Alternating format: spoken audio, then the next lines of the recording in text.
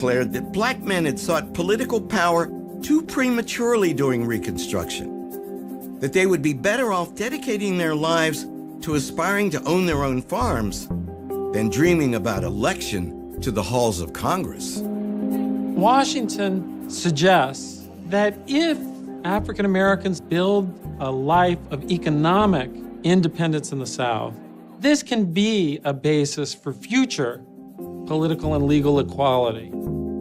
He's talking about black people owning businesses, acquiring land, and becoming independent farmers. He's talking about self-help. He was also a master of dissemblance, of telling white people what they wanted to hear, but sometimes doing something opposite behind the scenes, supporting cases against discrimination, doing things that, if they were made public, would certainly get him in trouble in the eyes of many of his white supporters.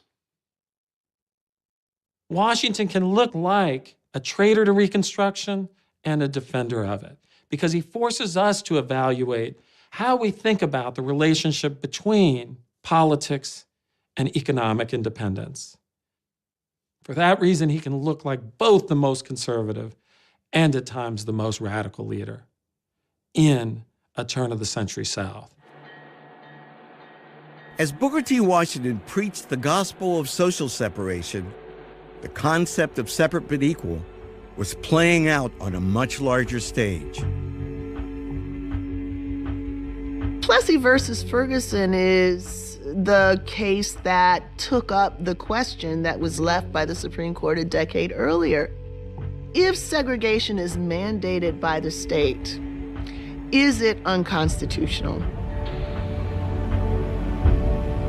Louisiana passed a separate cars statute, essentially requiring black and white patrons to occupy separate cars.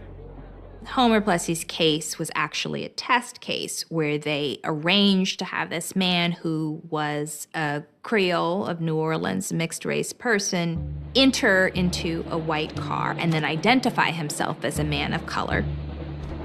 He wasn't apparent visually. In 1892, Homer Plessy deliberately took a seat in a white-only railroad car in order to be arrested, to mount a legal challenge to Jim Crow legislation. They believed that they could challenge this segregation law, but the Supreme Court wasn't having it. 4 years later, Plessy's planned act of resistance resulted in an infamous Supreme Court decision that left the color line indelibly printed on the nation for generations. The Supreme Court in 1896 comes down with the ruling that, and as long as provisions are made for accommodations that are separate, but they're equal to those of the first-class car or other accommodations, then it's okay. They do not put a very fine definition on what equal might mean. Separate's very clear, but the equal part is not.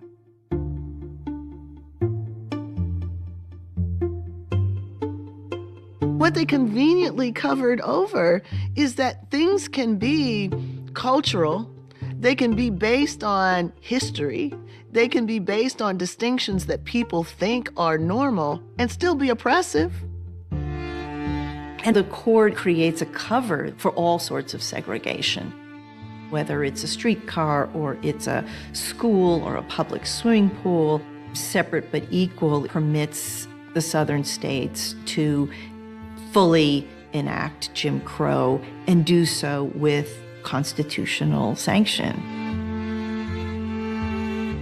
Within the Plessy versus Ferguson decision, a lot of white people accepted the argument that in the end, people of African descent were a fundamentally inferior race.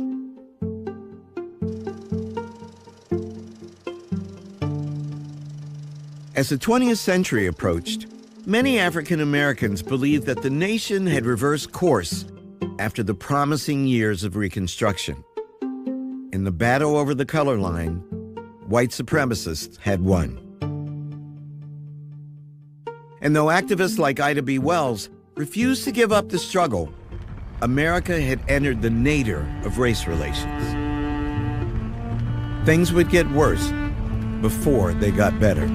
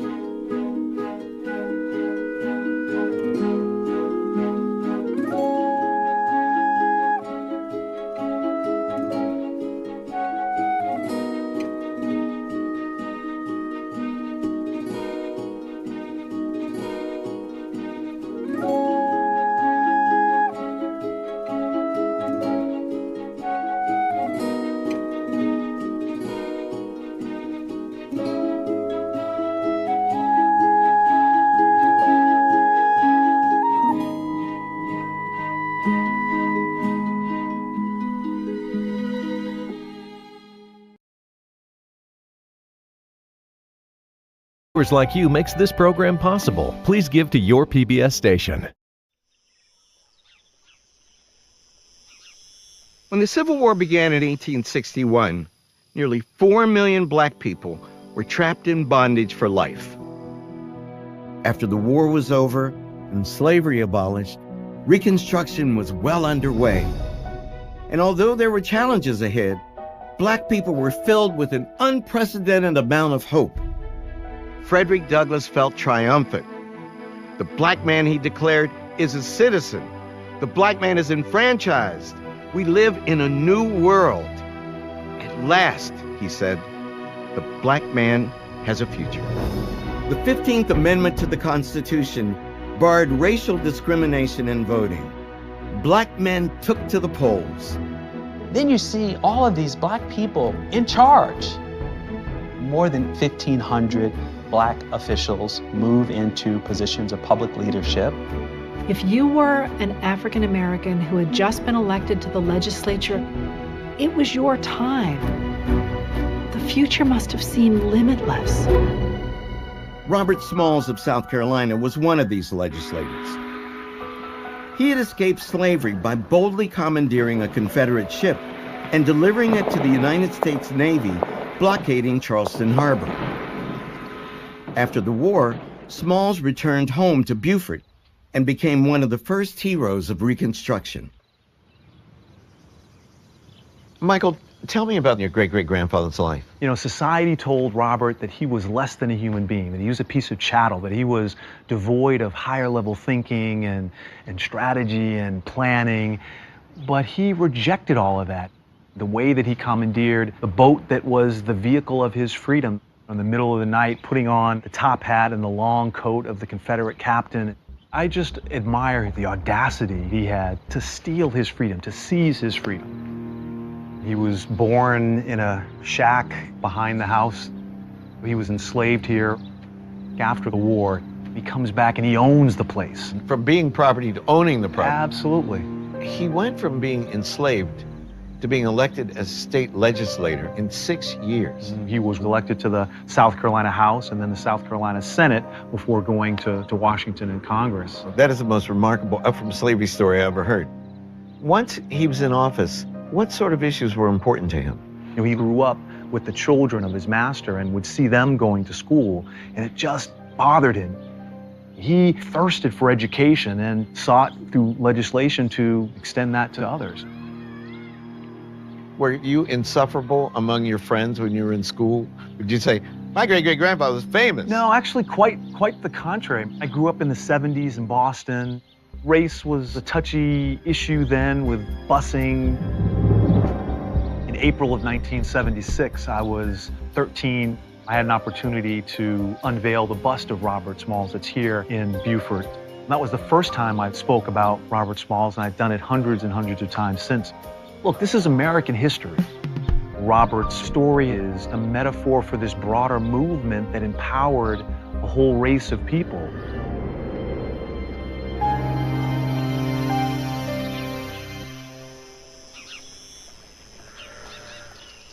Reconstruction is a story of great expectations, enormous strides, and wrenching retreats. Early on, in its most hopeful moments, it seemed like a revolution was taking place in the halls of Congress. Tell me about where we're standing. What would this place have been like during Reconstruction? So this is the old hall, the House, now Statuary Hall. In the 1870s, when the African-American members were here, there would have been vendors in here selling food and snacks as members traversed the north-south access from the House chamber over to the rotunda on the Senate side. Tell me about the first black congressman. First is Hiram Revels from Mississippi. He's elected to the U.S. Senate, and he comes in February of 1870, and he's celebrated as the 15th Amendment in flesh and blood, the symbolic triumph of Reconstruction. And then in December, we have Joseph Rainey of South Carolina, first African-American in the House. How would they have been greeted? They didn't exactly roll out the red carpet, but the door didn't get shut either. Many of the African-American members lived in the same neighborhoods that white members of Congress did. So they weren't segregated in that sense, but they oftentimes had to pay higher rents. The black tax. Essentially, yes. Imagine you have these two men who occupy the seats of former slaveholders, and they come to work in this magnificent Temple of Liberty, but it's a place that had also been constructed with slave labor. This is an incredibly heady moment, kind of like Barack Obama becoming president. There's like 14 black men in U.S. Congress. There's 2 senators. Blanche K. Bruce's name is on money. He's signing currency in the United States. See, all of these people served starting in the 1870s.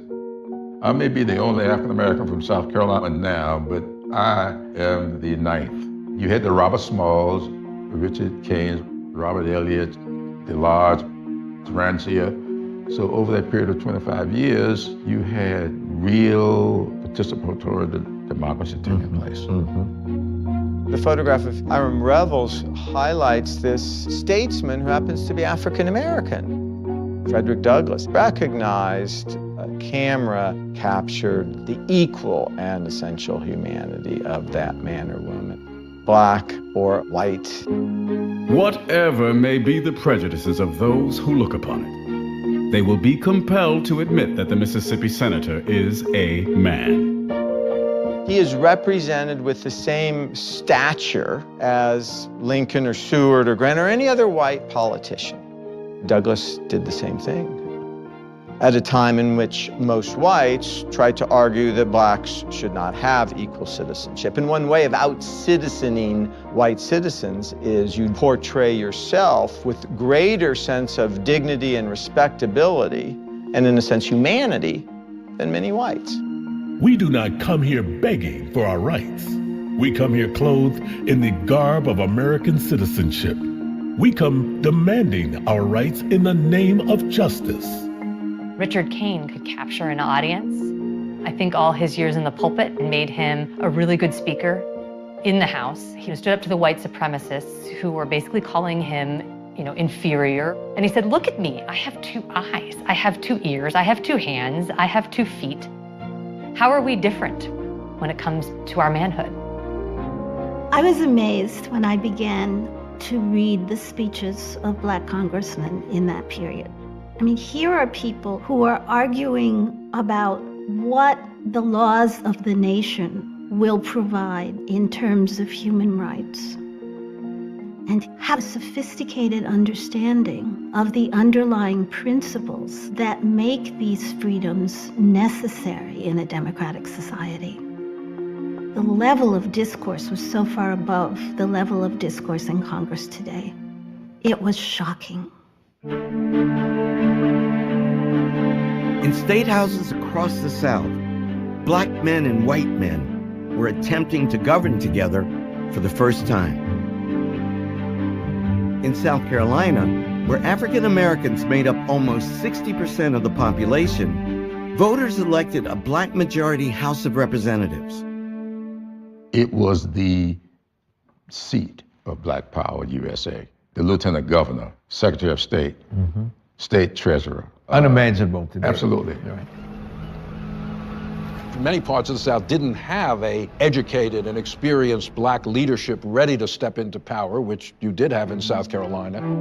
It had a free black group before the Civil War in Charleston, which was well-educated and politically articulate. Behind us lie 243 years of suffering, anguish, and degradation. Before us lies our mighty future. That future is ours to shape. Robert Brown Elliott was very ambitious. He was educated as a lawyer. He had a photographic memory. He was absolutely fearless.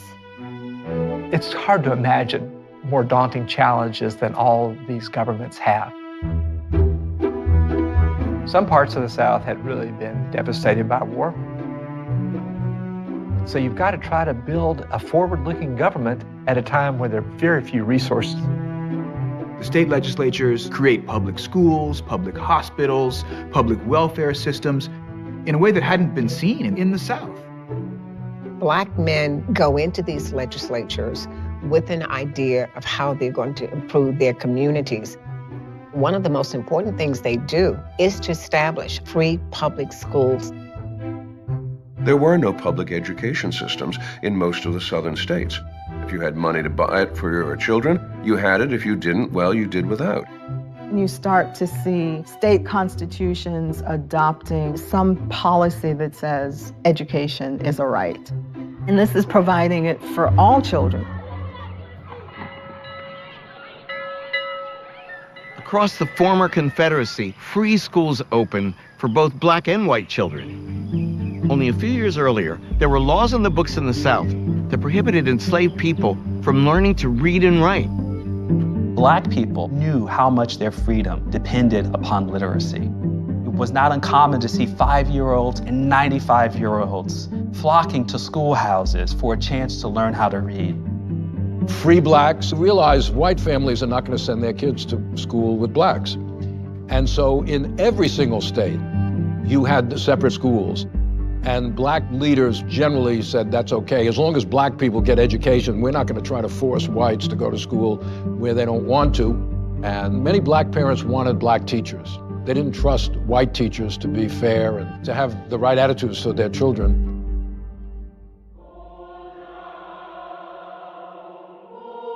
To meet this demand for teachers, governments, black churches, and missionary organizations established black colleges and universities.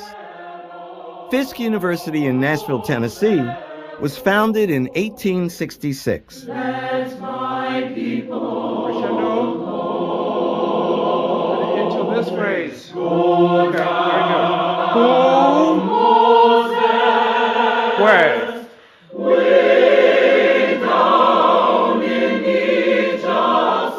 The Fisk Jubilee Singers became the voice of Black Reconstruction.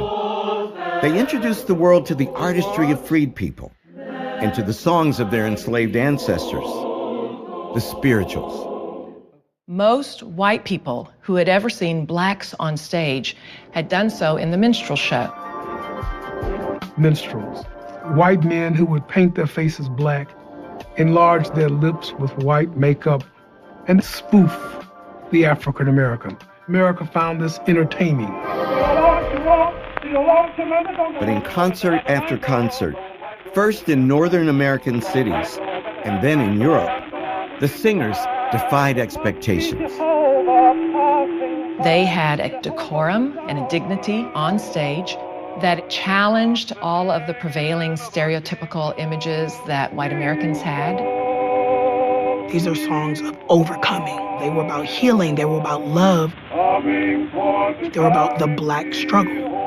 They allowed someone else to understand what it means to be in your world or in your shoes.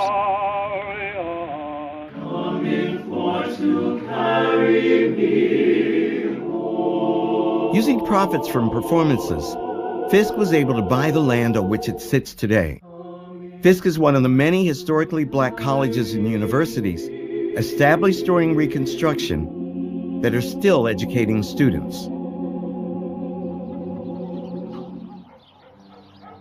Black people were also beginning to make inroads into other spheres of American life. They were buying land, setting up businesses, and becoming economically independent. I started a farm. I own one lot, 7 acres, another 1 acre, and another about 1/4 of an acre. I bought myself a little plantation. I bought another place, and together, that makes 98 acres. I bought 150 acres. I have about 50 or 60 acres tended. I rented 43 acres of land. I have a good crop in. My husband put up an elegant blacksmith shop. I have a son I sent to school. It's a moment of possibility. They have reunited their families, they have formalized their unions, they have property, they have their own businesses. The 14th Amendment had granted equal citizenship to all Americans, especially African Americans. It was about being able to claim an American birthright, full citizenship. They saw themselves as really moving forward. What does real equality look like? It looks like equal protection under the law. Now African Americans could serve as sheriffs. So they were able to go out and make arrests and bring white perpetrators in for justice. Black people get to be judges. They get to sit on juries. They get to sign contracts in their own interest. John Roy Lynch, a successful young businessman in Natchez, Mississippi, was appointed in 1869 as a justice of the peace. He was born a slave in 1847 in Louisiana, the son of the plantation manager. And at the end of the Civil War, he attended night school. As a very young man, he distinguished himself working in a photographer's studio He went to a few Republican meetings. and impressed Adelbert Ames, who was the Reconstruction governor of Mississippi. Even though Lynch was only 21 years old, Ames appointed him to be a magistrate. In his memoir, he wrote about how former slaves would bring all their problems to him as a local justice of the peace. There was a black man in this office. There had never been such a thing in Mississippi before the Civil War, and so former slaves kind of identified with him. A case that came before me was that of a white man. He threatened the life of an old colored man over a business transaction. He remarked, "Do you mean that it's a crime for a white man to curse a nigger?" "Yes," the court replied. "It is as much a crime for a white man to curse a Negro as it is for a Negro to curse a white man." "Well," he exclaimed, "that's news to me." You're living in this moment. You're imagining that we'll only get better. In slavery, African Americans could not control their communities. And so if people are drawing on the resources that they had developed in slavery, on their sense of what it meant to have family relationships, friendships, communities, and they're able to institutionalize them in new ways. They create fraternal organizations like the Masons that find solidarity and strength in mutual support. It's remarkable how a whole black world of their own organizations and support structures grow up and develop.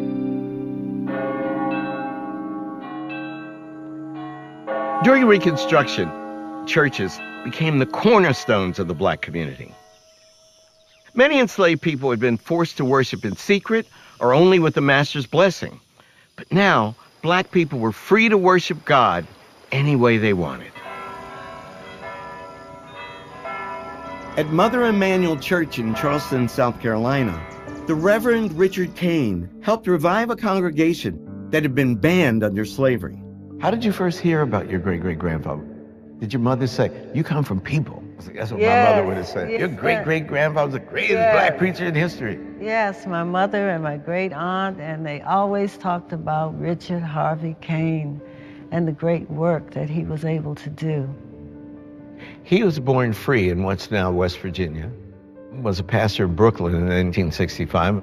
Some people would have said, stay in Brooklyn where it's safe. He said that he felt like a lion bound. I mean, he wanted to be here in the South and be a missionary to the newly freed slaves.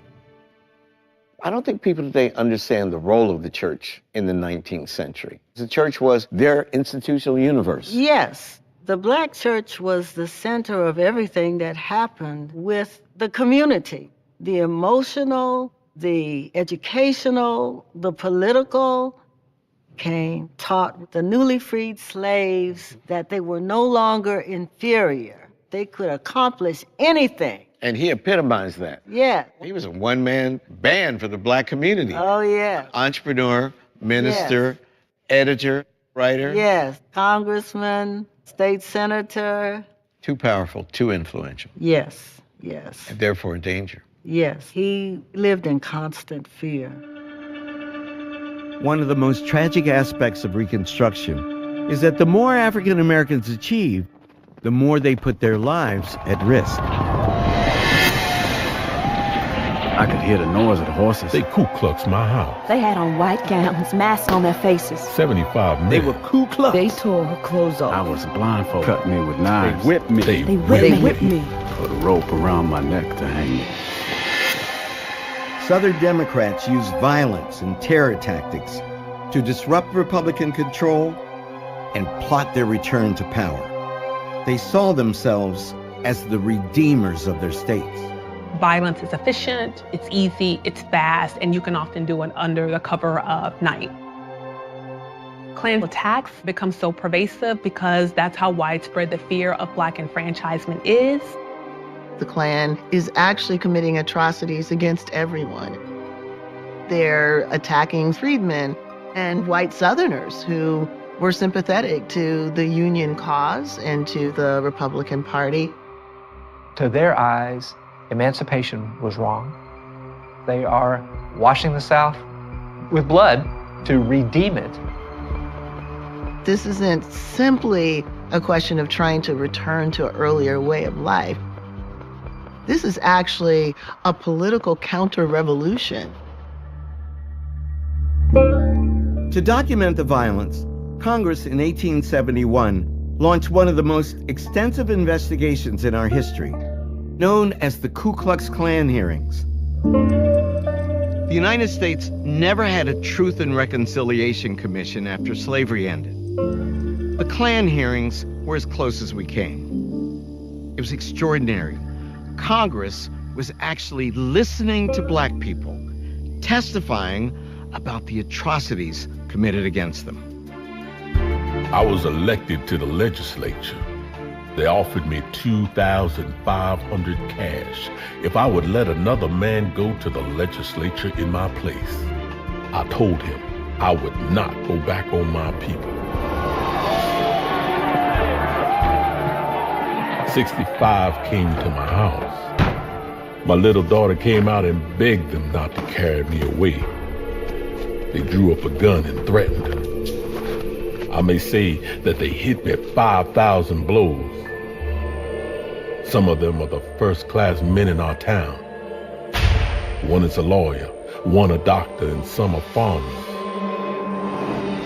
My little daughter never got over it until she died. I have never got over it yet. It broke something inside of me.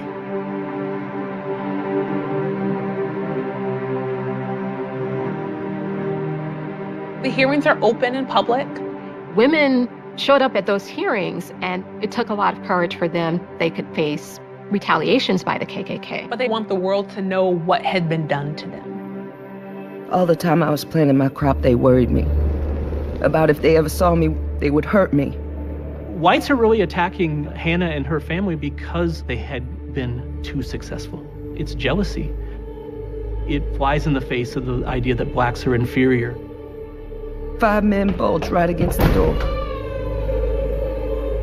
George McCrae catched the little child by the foot and slinged it out of my arms. He carried me to a pine, tied my hands there, pulled off all my linen. They said, "God damn you, you are living on another man's premises." I said, "No, I'm living on my own premises." I gave $150 for it.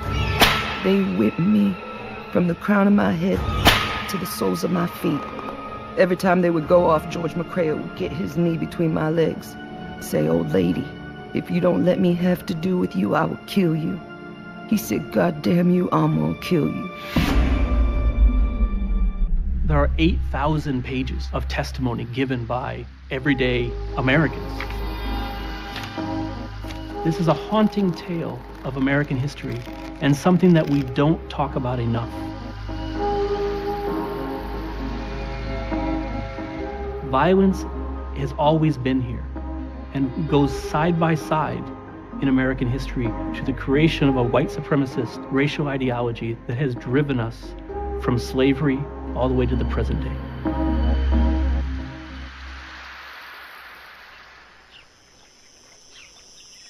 The Union war hero, Ulysses S. Grant, had run for president under the slogan, "Let us have peace."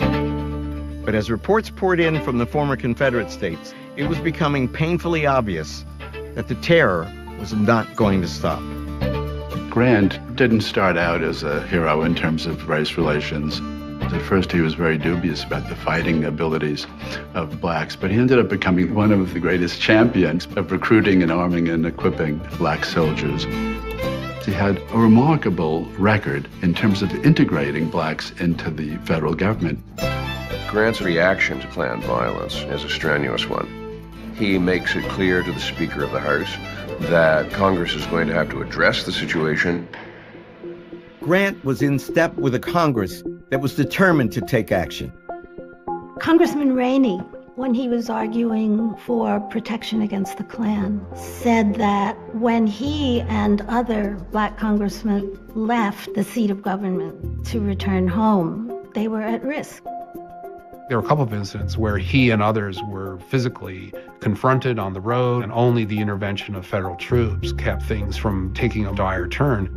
He had absolutely no patience listening to anyone say that maybe the Klan didn't really exist, maybe it wasn't such a big problem. Rainey would say, "Oh, I just saw them a couple of days ago. What are you talking about?" And then go on to deliver a very convincing lecture. Saying that that violence was treasonous and the federal government had an obligation to do something about it. Congress passed a series of enforcement acts to address the crisis, the third of which is known as the Ku Klux Klan Act. All of which together were intended to put weapons into the hand of the federal government to directly intervene.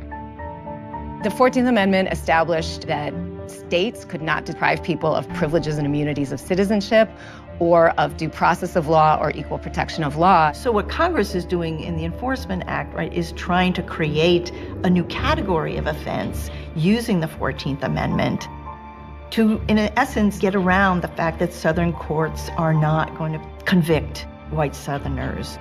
Most importantly, the federal government can suppress habeas corpus. Where violence occurred, they can hold individuals for a crime without being charged for that crime, and they can also use the militia or the military to go in and suppress violence. To spearhead the operation, Grant appointed Amos T. Ackerman as Attorney General of the newly created United States Department of Justice, established in the executive branch in 1870. He supervises the deployment of federal troops to restrain violence.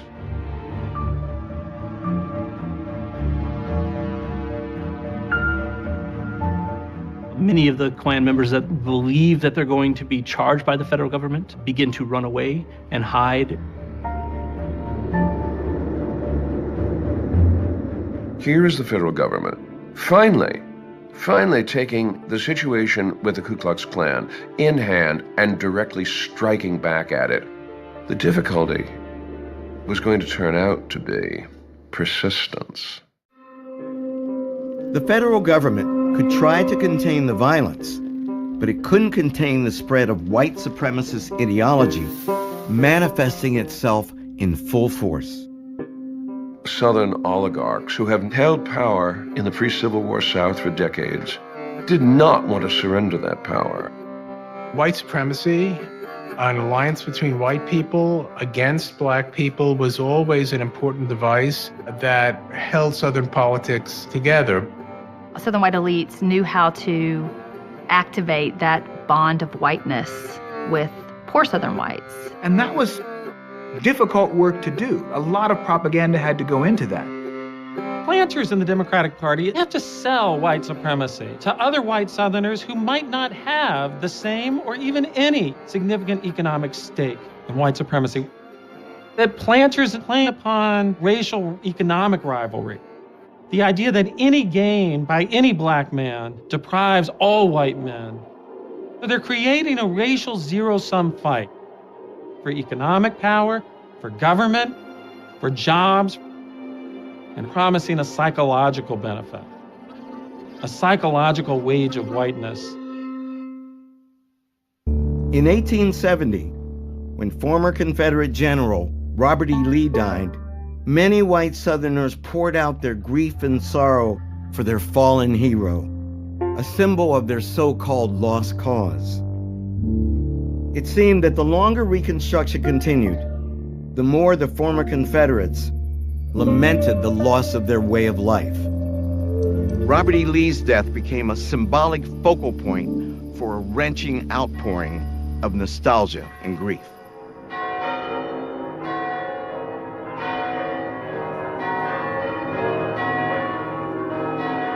When he died, it's like a king has died. Bells ring throughout the South. Schools closed. People closed their stores. They wore sashes and put things on their doors to commemorate his passing. Newspapers border their entire pages with black. They mourn him as if this is the second time they have lost the war. In the eyes of the white South, here was a man who embodied the things that they admired the most: manly courage, Christian virtue, devotion to those underneath him, of his soldiers, and a kind of apparent paternalism toward enslaved people. And not only was Lee this perfect person, but he had been the perfect warrior. He had outsmarted the Yankees, but he was always up against larger forces. He helped create that myth at Appomattox that we have succumbed in the face of greater might. Our cause was not unjust, it just happened to have lost. It became a lost cause. When great leaders die, or when persons die that people think of as great leaders, people are guided by emotion. As a consequence, you have this cult of Robert E. Lee developing. And in fact, the cult of Lee had become so powerful by the 1870s that Frederick Douglass remarked that you could not pick up a newspaper nowadays without reading the most nauseating flatteries about Robert E. Lee. The ostentatious and noisy exhibitions of sympathy and grief on the part of the rebel democracy all over the South for the man who made such Herculean efforts to destroy the government is a most painful proof that the great body of the Southern white people are far more ready to weep for the loss of a Confederate general than to sustain the government under which they live. Douglass recognized if you rewrite the story of the war, that can have profound implications for race relations. The symbolism of Lee could become very dangerous. The clock was ticking on Reconstruction, and the presidential race of 1872 was a test of its popularity. With black voters solidly in his corner, President Grant easily won re-election. But the campaign revealed growing fault lines in the Republican Party. Grant faced a renegade liberal Republican movement that was critical of the mainstream of the Republican Party. Their good government types were very upset by the scandals that had been exposed in the Grant administration. Credit Mobilier was basically a phony company that was set up to provide financing for the Pacific Railroad project, and it laundered money. It made lots of money for corrupt individuals. The difficulty is that those corrupt individuals were often members of Congress. Grant was personally quite honest, but he seemed blind, credulous, almost childlike to the presence of unscrupulous people. Corruption is as American as apple pie. And if we find it in the Grant administration and the Reconstruction South, that's not because Reconstruction was inherently corrupt. It's because corruption happens. You could almost make a bumper sticker out of it. Liberal Republicans are also adopting more of a states' rights position now. We can't just keep intervening in the South, and nominated their own candidate for president, Horace Greeley, the editor of the New York Tribune, a long-standing anti-slavery advocate. Greeley made this famous statement that he's confident that the masses of our citizens, North and South, are eager to clasp hands across the bloody chasm that divides them. The split in the Republican Party is the harbinger of a retreat from Reconstruction.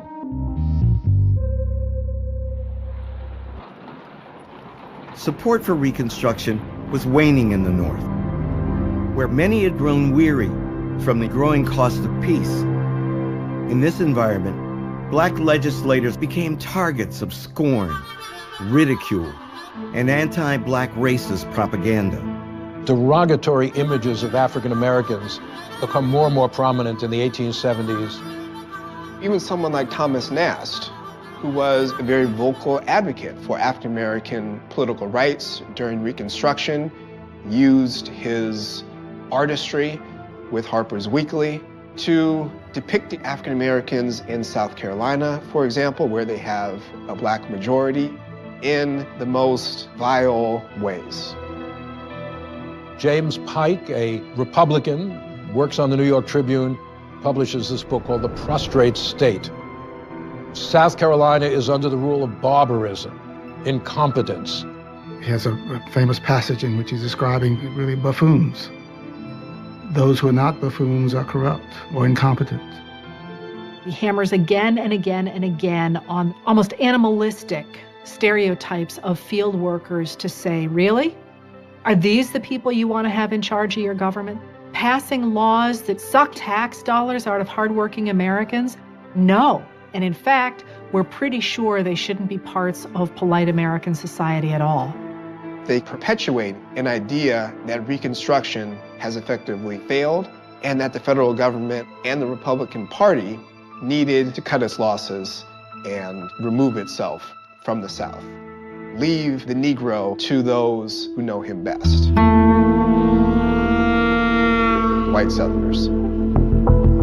As enthusiasm for Reconstruction dwindled in the North, Democrats felt emboldened to intensify their counter-revolution throughout the South.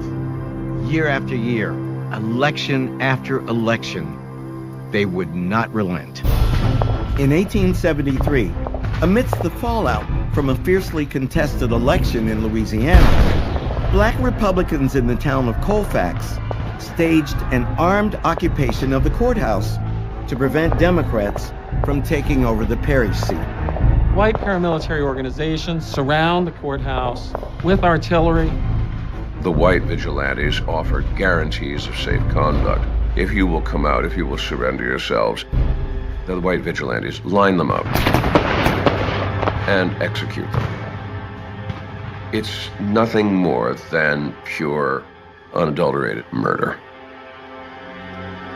The United States Attorney in Louisiana, under the Enforcement Acts, is responsible for the arrest of over 100 of the white vigilantes. However, Louisiana juries turned out to be extraordinarily reluctant to convict. Only 3 convictions are obtained. White Southerners made it difficult for the Republicans and Northerners to enforce Reconstruction policy. The organized white supremacist groups were trying to make the cost of federal intervention higher than the federal government was willing to bear.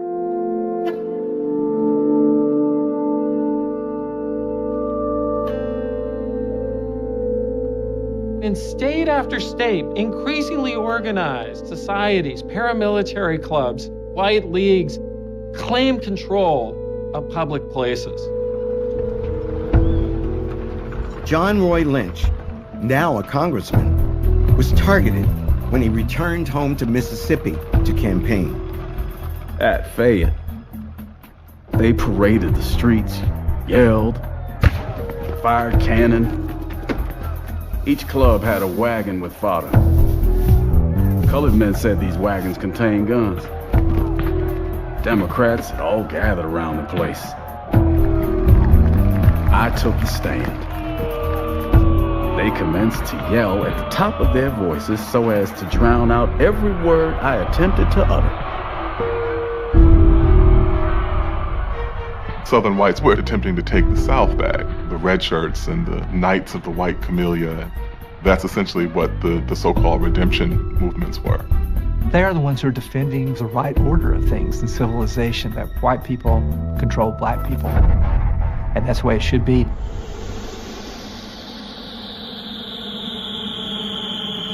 The brutal violence was accompanied by a major economic downturn, the first since the end of the war. It was known as the Panic. Banks and railroads were at the center of the storm, but soon it spread to every corner of the economy. The Panic of 1873 has enormously destructive influences through the economy, North and South. A really devastating impact is political. Northern Republicans lose election after election in the midterms of 1874 to Democrats who promised first to save the economy, but also to end Reconstruction in the South. Democrats achieve a majority in the House of Representatives for the first time since the Civil War. Democrats also gained control of state governments in Alabama, Texas, and Arkansas. Reconstruction's future was perilous. But the fight wasn't over. In 1874, congressional districts with majority black populations elected leaders like Robert Smalls and John Lynch. They would face stiff opposition as members of the minority party. The Democratic majority in the House of Representatives means no more money for Reconstruction initiatives. So, if there will be political troubles around election time, if the Ku Klux Klan will suddenly reawaken and begin intimidating voters at the polls, murdering black people on the roads, night riding to terrorize blacks into submission, there will be no initiative coming out of Washington. Was there a sense of desperation because of the reversal of the 1874 election? What had been a 100-seat majority for Republicans turned into roughly an 80-seat majority for Democrats. Coming into the new Congress, we had a long lame duck session of about 3 months. The clock is ticking. African Americans know that this is really probably going to be the last shot at a far-reaching civil rights bill. It prohibited discrimination in public transportation, juries, public accommodations such as hotels, and public education. Immediately when the Civil Rights Bill came to the floor, Southern Democrats and Northern Democrats alike railed against the bill. They believed that it was unconstitutional. Opponents of the bill thought the U.S. government had no business telling the proprietors of restaurants or the people who run railroads who they could admit. These are private businesses, and they can decide who their clientele is. The critics believed that it was not about non-discrimination. They saw it as about social equality. And their view is that social equality could not be legislated. It couldn't be enforced. It shouldn't be imposed. This is pushing integration that is unnatural. You're going to force a white person to ride next to a black person, and the next thing you know, you're going to force a white person to have a black person over for dinner, or interracial marriage. So they were apoplectic about the idea that they had to protect their whiteness, and in particular, protect their white women against this exposure to African Americans. Near the end of the first full day of debate, most members were given 20 minutes each to speak. And Alexander Stephens of Georgia, former Confederate vice president, stood up feebly because he was confined to a wheelchair and requested a full hour to speak. And Republican leadership agreed as long as Robert Brown Elliott also had a full hour to provide his rebuttal. Stephens, leaning precariously on a big stack of papers, gives this long, monotone, prepared speech. in which he goes over the unconstitutional arguments for the Civil Rights Bill. When he sits down, it's late. George Hoare of Massachusetts says, well, you know what? Maybe we won't have Eliot speak today. Maybe he can go first thing tomorrow. And that may have been strategic, because word got out that Robert Eliot was going to provide the rebuttal to the former vice president of the Confederacy. The next day when Eliot takes the floor, the galleries are packed with African American observers. Reporters had shown up, and the whole chamber is just filled with people. Eliot gives this really booming delivery. The Constitution of a free government ought always be construed in favor of human rights. I cannot and I will not forget that the welfare and rights of my whole race in this country are involved. The race whom he spurned and trampled on are here to meet him in debate and to demand the rights which are enjoyed by their former oppressors. When Eliot finishes, the whole room erupts into booming applause. People line up to shake his hand. This is a real symbolic moment.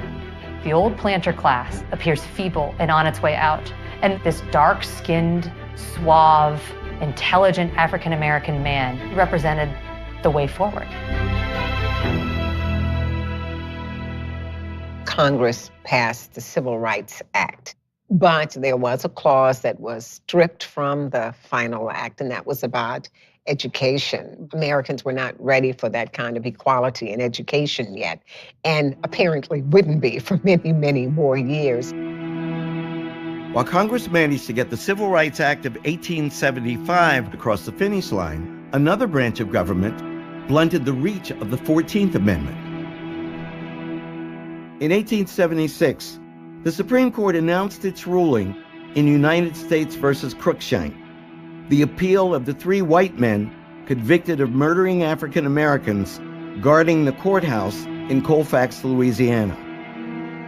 The decision which is handed down in Cruikshank is one of the most remarkably feeble-minded and disastrous decisions that a United States Supreme Court has ever handed down. And the reasoning ran like this. The 14th Amendment was only intended to restrain states from depriving U.S. citizens of the privileges and immunities that they're supposed to enjoy. But what went on in the Colfax Massacre, first of all, was not a state action. It was not the state of Louisiana. But this was, in fact, merely individuals. It was a local crime. Private violence is the business of the states. And if they are not taking care of it, that's just too bad. Mobs of whites decide to kill you. Have you been denied your right? Well, the Supreme Court decided that you've not been denied your right if you were murdered, as long as it's just private individuals, whether individually or collectively, that are interfering with your rights. That's not a federal case. While the Cruikshank decision didn't close the door on possible future prosecutions, it narrowed the pathways for enforcing the 14th Amendment. Little stood between the Redeemers and their ultimate goal, which was terrorize African Americans so completely that across the South, hundreds of thousands who had been registered and had been politically active would be reduced to a few hundreds in many of the jurisdictions that they once actually dominated. Grant saw that support for Reconstruction was eroding, so he decided to pull back on military interventions in the South to enhance his party's chances in the North. With the next presidential election months away, Washingtonians, black and white, came together to honor a past president, Abraham Lincoln. For one man, the occasion afforded an unprecedented national platform for a call to action. On April 14th, 1876, this plaza near Capitol Hill was teeming with people, including members of both houses of Congress, the Supreme Court justices, and the President of the United States, Ulysses S. Grant. The crowd had gathered here on the 11th anniversary of Lincoln's assassination to witness the unveiling of this monument honoring his crowning achievement, the Emancipation Proclamation. The most memorable words spoken that day were those of Frederick Douglass. Truth compels me to admit, even here in the presence of the monument, Abraham Lincoln was not our man. He was preeminently the white man's president. You are the children of Abraham Lincoln. We are best his stepchildren.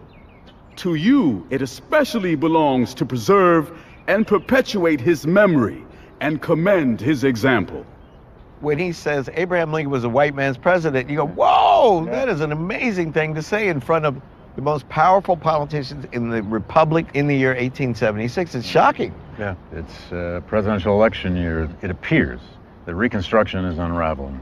He used this opportunity to make a speech about the responsibility of the U.S. government, which was sitting right in front of him, to hold together whatever was left of Reconstruction if they could.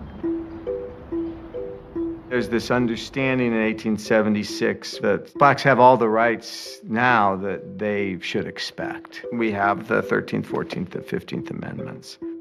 The Republican Party, it's become a party of large financiers, corporate men, and captains of industry. Now let's focus on the economy. When Republicans cast around for a likely candidate, Rutherford B. Hayes seems to be the man. He finished the war as a Union general. But by the time he becomes governor of Ohio, he has begun to pull back on black equality. He's untainted by corruption, which will be extremely valuable because Samuel Tilden is running almost entirely on an anti-corruption platform as a Democrat. But Hayes is also bland enough that he will offer no objection to anyone. He is a first-rate, second-rate man. Both candidates pledged that they would bring Reconstruction to an end. Election night is complete and utter confusion. Even though Tilden won the popular vote, the results from Florida, South Carolina, and Louisiana, where African Americans faced severe violent repression, were undetermined. Republicans convinced Southern governments to declare enough votes invalid to swing the Electoral College to Hayes. The Democrats were so outraged by the fact that Tilden was not declared the winner that they began to rally their voters under the slogan, Tilden or Blood. There were real fears of civil war. Grant started to call in troops to guard Washington.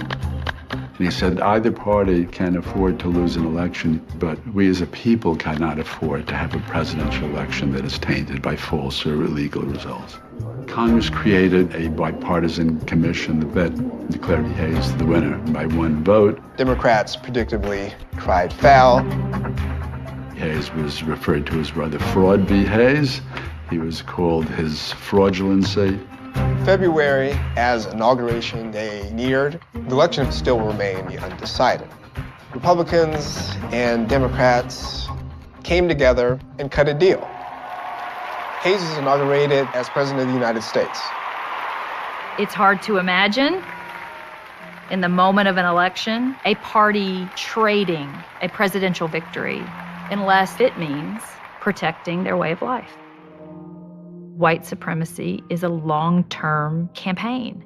It was more important to reinstate that power structure than it was to win the White House.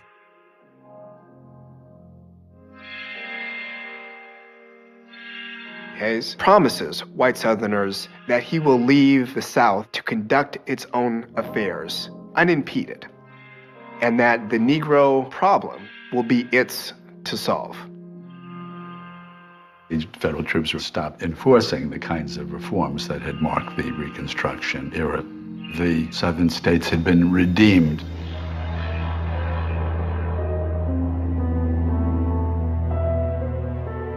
Whoever had been elected, whether it was Hayes or Tilden, Black people were going to suffer because Northerners had decided to move on.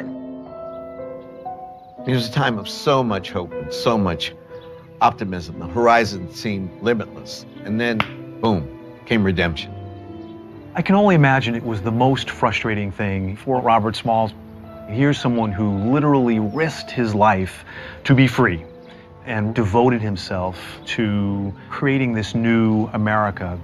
And to see that dismantle must have just been horrible. You know, one of his most famous quotes is, "My race needs no special defense, for the past history of them in this country proves them to be the equal of anyone, anywhere. All they need is an equal shot at the battle of life."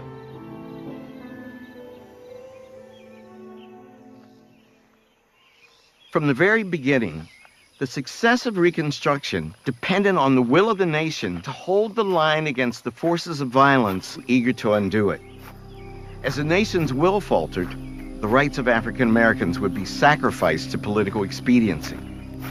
After 12 tumultuous years, Black people faced an uncertain future. As Frederick Douglass put it, if war among the whites brought peace and liberty to blacks, what will peace among the whites bring?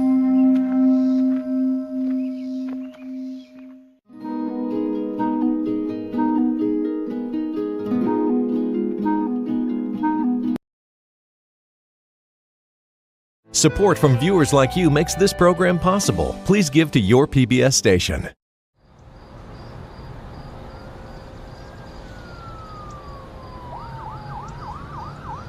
On the evening of June 17, 2015, a stranger walked into an historic black church in Charleston, South Carolina, known as Mother Emanuel. He prayed with the Wednesday night Bible study group for almost an hour. Then, he opened fire. We have 9 victims, and I do believe this was a hate crime. Friends say the 21-year-old high school dropout was a loner, an unabashed racist with a deep hatred for Black people. He just said, "I have to do it." He said, "You rape our women and you taking over our country." The massacre in Charleston touched off not only a debate over the Confederate flag, but it touched off a debate all over the country. How did we get here? And why is this happening?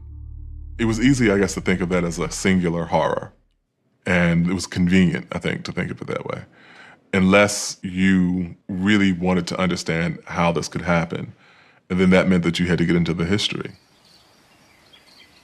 Most of us know that our country fought a civil war in the 1860s. But less is known about what came afterward, the chaotic, exhilarating, and ultimately devastating period known as Reconstruction. If we're looking for the roots of the tragedy at Mother Emanuel, this is where we have to start. The Reconstruction period is one of extraordinary excitement, a time when America could finally become that land of freedom that it had promised to be since the very beginning. Black people actually sat in the House of Representatives and the Senate. Poor whites and Black people saw a common cause with one another. You're seeing this opportunity and imagining that will only get better. And looking back, what we know is those Black folks had no idea of the cliff that they were heading towards. The achievements of Reconstruction triggered a fearsome backlash, an onslaught of terror and oppression that lasted for decades. After 250 years of slavery, white Southerners could not quite accept the 4 million former slaves as equal members of their society. Violence is used in conjunction with Jim Crow in order to strip African Americans of the rights and privileges they gained during Reconstruction. The Charleston Massacre comes from a long history of white terror against African Americans. But Reconstruction left a legacy of hope, as well as violence. We have to recognize the injustices that were inflicted, but we can't reduce all history to that injustice. People who had been held in perpetual bondage confronted the greatest sin of American history straight on. Their hopes were far greater than maybe what any government can accomplish. A system functioning without race being a barrier to equality. We still haven't quite gotten there. Almost a century and a half later, we still find ourselves haunted by the collapse of Reconstruction. a chapter of our history that's often been misrepresented and misunderstood. It's time that we acknowledge the true story and complete the work of reconstructing America.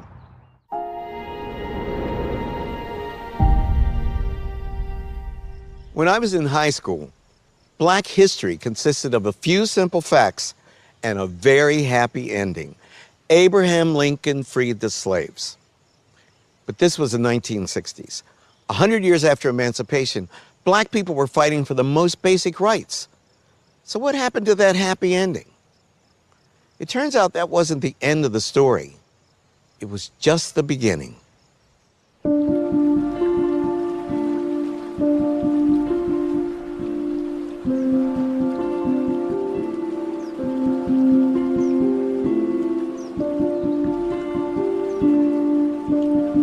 April 9th, 1865, Palm Sunday. At the village of Appomattox Courthouse in Virginia, Confederate General Robert E. Lee surrendered to United States Lieutenant General Ulysses S. Grant. Lee's capitulation effectively signaled the end of the Civil War and the death of slavery in the United States. The news rippled out from Appomattox.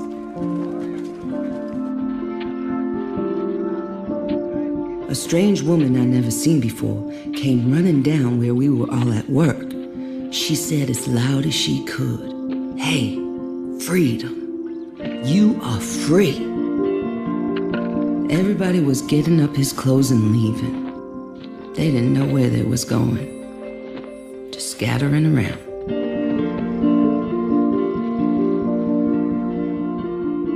It was just like opening the door and letting the bird fly out. He might starve or freeze or be killed pretty soon, but he just felt good because he was free.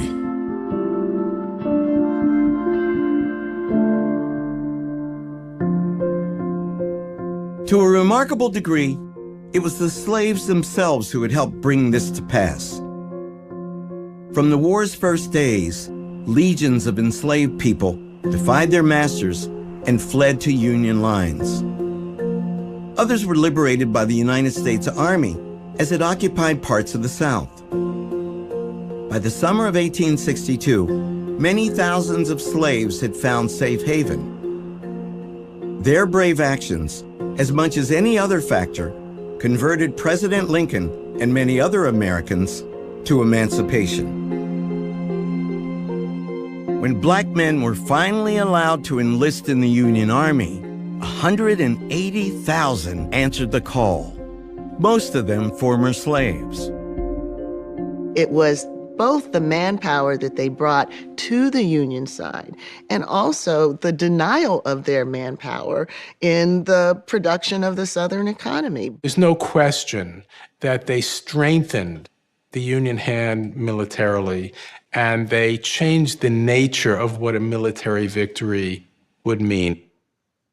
The role of Black soldiers, Lincoln said this himself, was essential in ensuring that the war would end with the abolition of slavery. What would the future hold for these freed people?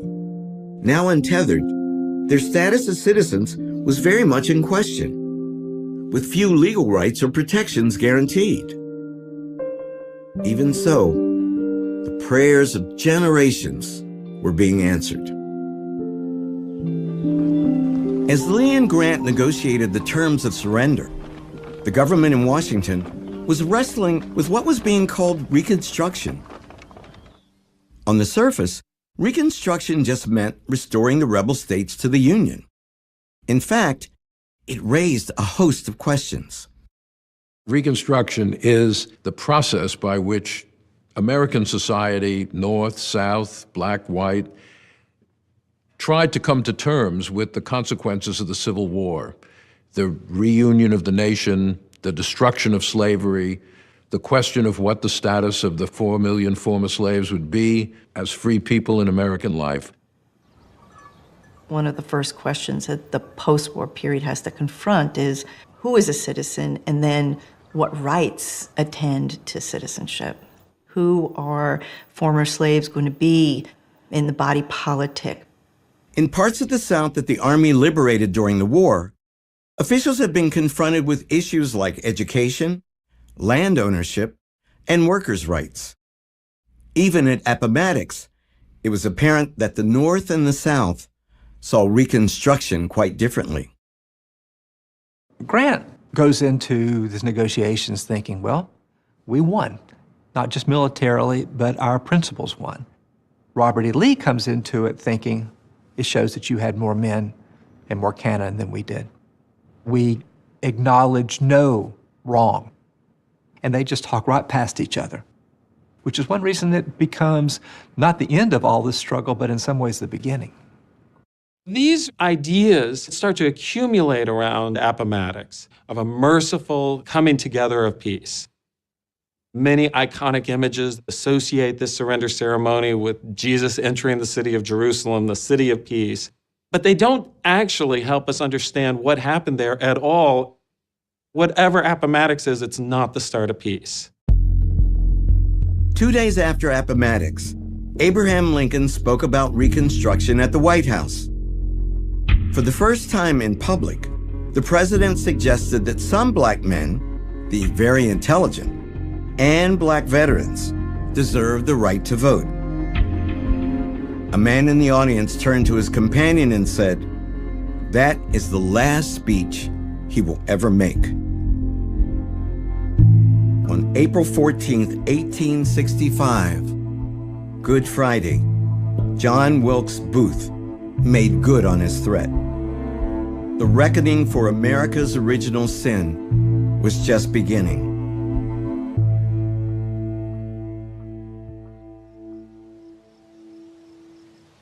The early days of freedom were a bewildering mixture of exhilaration and apprehension.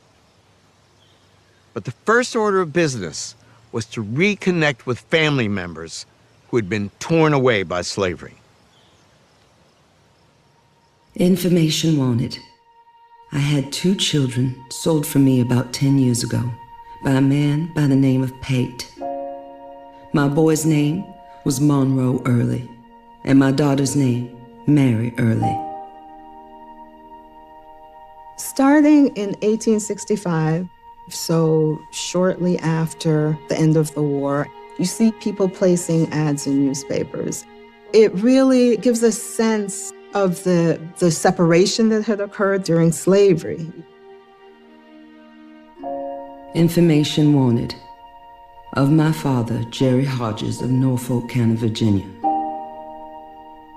I was sold from him when I was a small girl about 30 years ago. My mother's name was Phoebe, and she belonged to a man named Ashcroft. This moment of emancipation is a serious moment of upheaval. A lot of people are moving about. There are a lot of things that are going on. But for African Americans, one of their big things is to try to build the lives that they've been thinking about while they're enslaved.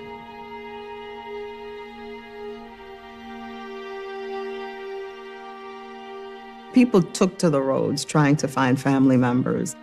I mean, literally walking to where they had last left family. Information wanted of my children, Lewis, Lizzie, and Kate Mason, whom I last saw in Owensboro, Kentucky. They were then owned by David and John Hart, that is, the girls were. But the boy was rather the property of Thomas Pointer. Imagine keeping this memory of your child or your wife or your husband, your father, your mother, alive in your mind and in your heart, and then trying to bring about some kind of reunification. But you hardly know where to start.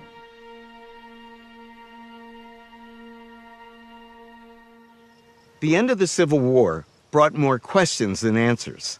Even the status of slavery was unresolved. The 13th Amendment passed Congress in January, but it hadn't been ratified by the states. And what did freedom mean? Could the freed people be citizens? Were they entitled to a role in politics? Could they earn wages in the free market? It was a dangerous time that would have tested the abilities of even the greatest president.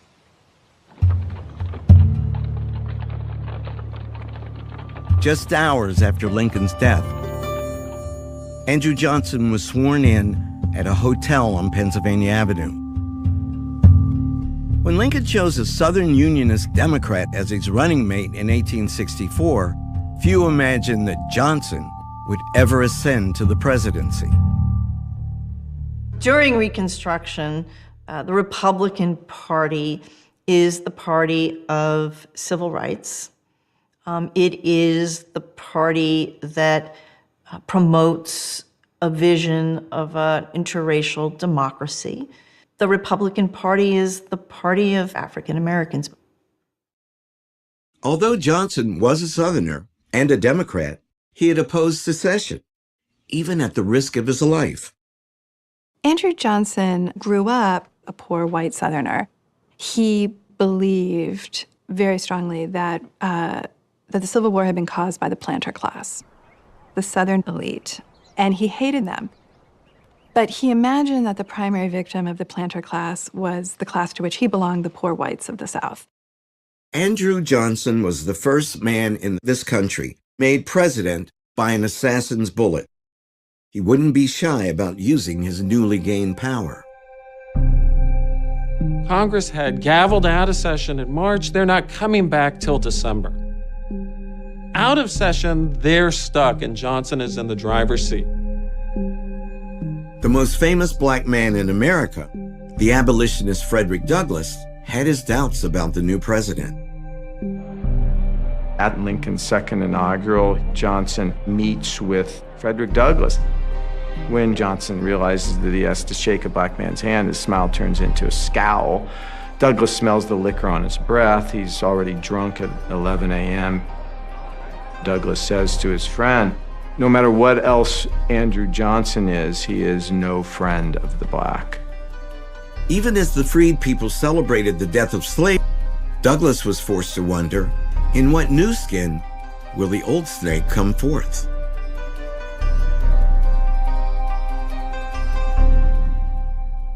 The freed people longed for all of those things that other people enjoy, things denied them under slavery: the right to marry, the right to make a home, the right to an education, and the right to earn a living. For many, the basis of being truly free was the right to own land. In the summer of 1865, the question of land was very much on the mind of Major General Oliver Howard. That May, Howard had been given one of the most daunting assignments in American history. As the head of a new government agency, the Bureau of Refugees, Freedmen, and Abandoned Lands, Howard was given a few hundred agents and then charged with overseeing the entire transition of Southern society from slavery to freedom. The Freedmen's Bureau was supposed to protect blacks from violence. It was supposed to give them access to education. It was supposed to, in some way, get them access to land. It was supposed to make sure that local courts treated blacks fairly. White Southerners deeply resented the Freedmen's Bureau, even though they were not there to quite protect the former slaves, as to make sure that relations between white and black were fair and equitable on both sides. The federal government never done anything like this. The budget of the Freedmen's Bureau on an annual basis was not much more than what it cost to fight the Civil War for 1 week. Though having limited resources, what the Freedmen's Bureau had plenty of was land. Over 850,000 acres of it. And Howard sensibly wanted the freedmen to have use of it. During the Civil War, a lot of land came into the hands of the federal government. Some of it was seized for non-payment of taxes. Some of it was just abandoned by planters who fled when the Union Army appeared. The Freedmen's Bureau was to oversee this land. At the end of July, General Howard ordered his agents to begin renting out 40-acre plots. The freedmen would have 3 years to buy the land outright. course, this phrase, 40 acres and a mule, was picked up by African Americans all around the South. Many people thought this is a blueprint for Reconstruction. But within weeks, Howard's plans were in trouble. Johnson's Reconstruction plan, which he put forward in May of 1865, basically gave amnesty to most white Southerners who would take an oath to the Union and also accept the end of slavery. But he said those who owned $20,000 worth of property before the war are not going to be covered by a blanket pardon. They have to come and get an individual pardon from the president. Johnson also began setting up new state governments in the former Confederacy. President Johnson had a very soft version of Reconstruction, almost like a restoration of the Southern states. White Southerners have to accept the fact that slavery is dead. But other than that, Johnson was giving them a free hand in keeping the black population under control. Many Republicans worried that Johnson was undermining the result of the war, but there wasn't much they could do because Congress was in recess. Johnson felt that he could handle Reconstruction perfectly well, and it would all be done by the time Congress came back into session in December 1865. In May, Andrew Johnson decreed that wealthy rebels would only be pardoned if they appealed in person to him. All through the summer of 1865, a steady stream of prominent Southerners, the very people Johnson loathed, called at the White House to beg the president's forgiveness. This was a poor boy who was not recognized among the elite class when he was in Tennessee. People that he had hated are now coming to him and asking for pardons, and he liked it. By the end of the summer of 1865, many of the former Confederates who took the South out of the Union have received presidential pardons, which means they are back in American society. They could vote. They get to make whatever laws they want. And there's nothing you can do about that. In September, Johnson ordered Howard to restore almost all of the lands in the hands of the Freedmen's Bureau back to the Confederates he had pardoned. It fell to Oliver Howard to go and inform free people that they were probably going to have to start entering into labor contracts with, in many cases, their former owners. Howard knew he had to deliver this devastating news in person, in places like Edisto Island on the South Carolina coast. They could not believe it, and so they refused to leave. The freed people start shouting, "No, no," and then an old woman starts singing, "Nobody knows the troubles I've seen." And everyone in this church starts singing that song. And Howard is just devastated. The Edisto Islanders desperately appealed directly to the president. We were the only true and loyal people that were found in possession of these lands. We have always been ready to fight if needs be to preserve this glorious union.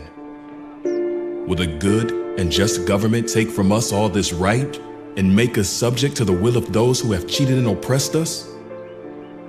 We look to you in this trying hour as a true friend of the poor and neglected race. Their plea went unanswered. The United States had the opportunity at that time to make amends for centuries of enslavement. The United States had the opportunity to make it possible for the formerly enslaved people to be economically independent. And the country failed to do it. By not redistributing that land, it consigned most of them to a dependence that remained for decades afterwards. And we're still dealing with the fallout from that.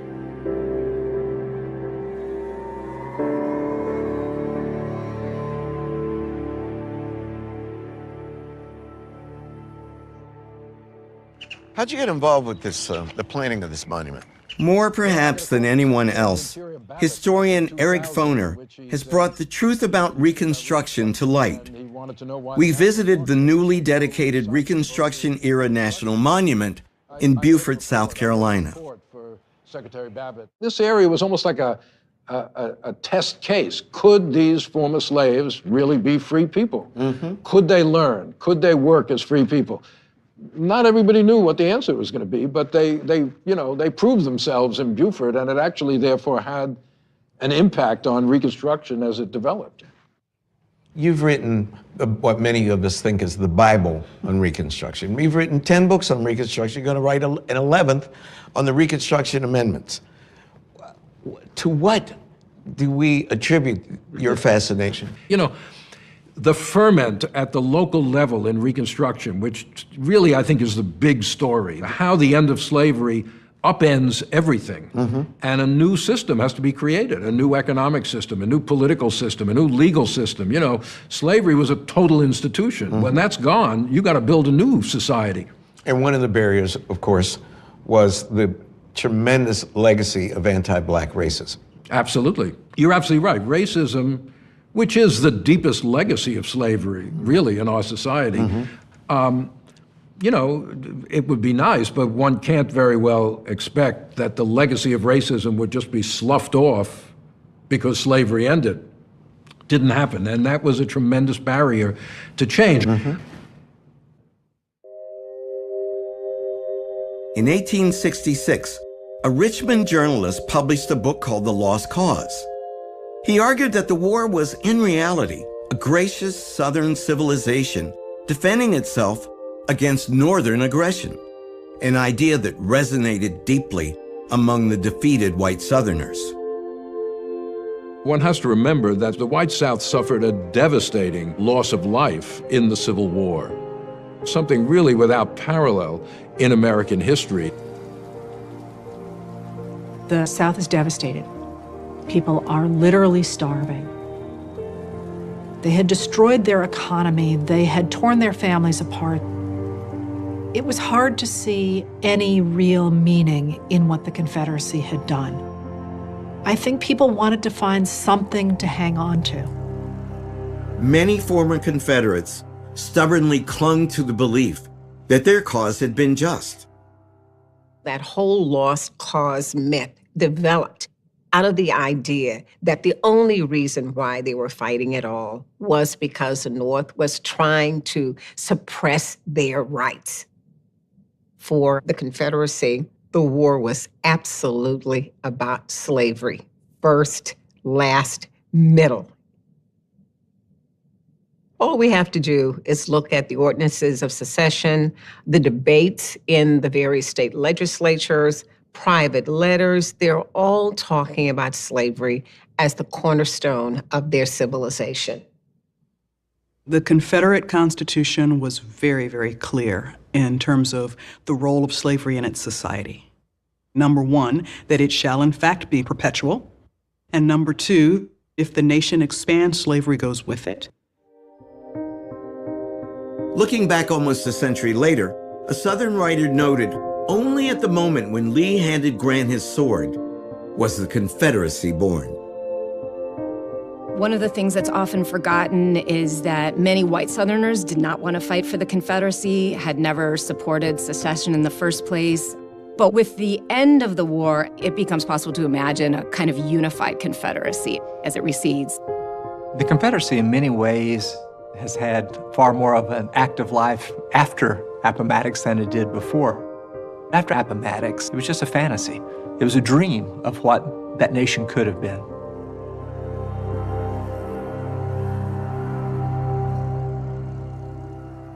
Some people coped with defeat by mythologizing slavery. Others tried to recreate it.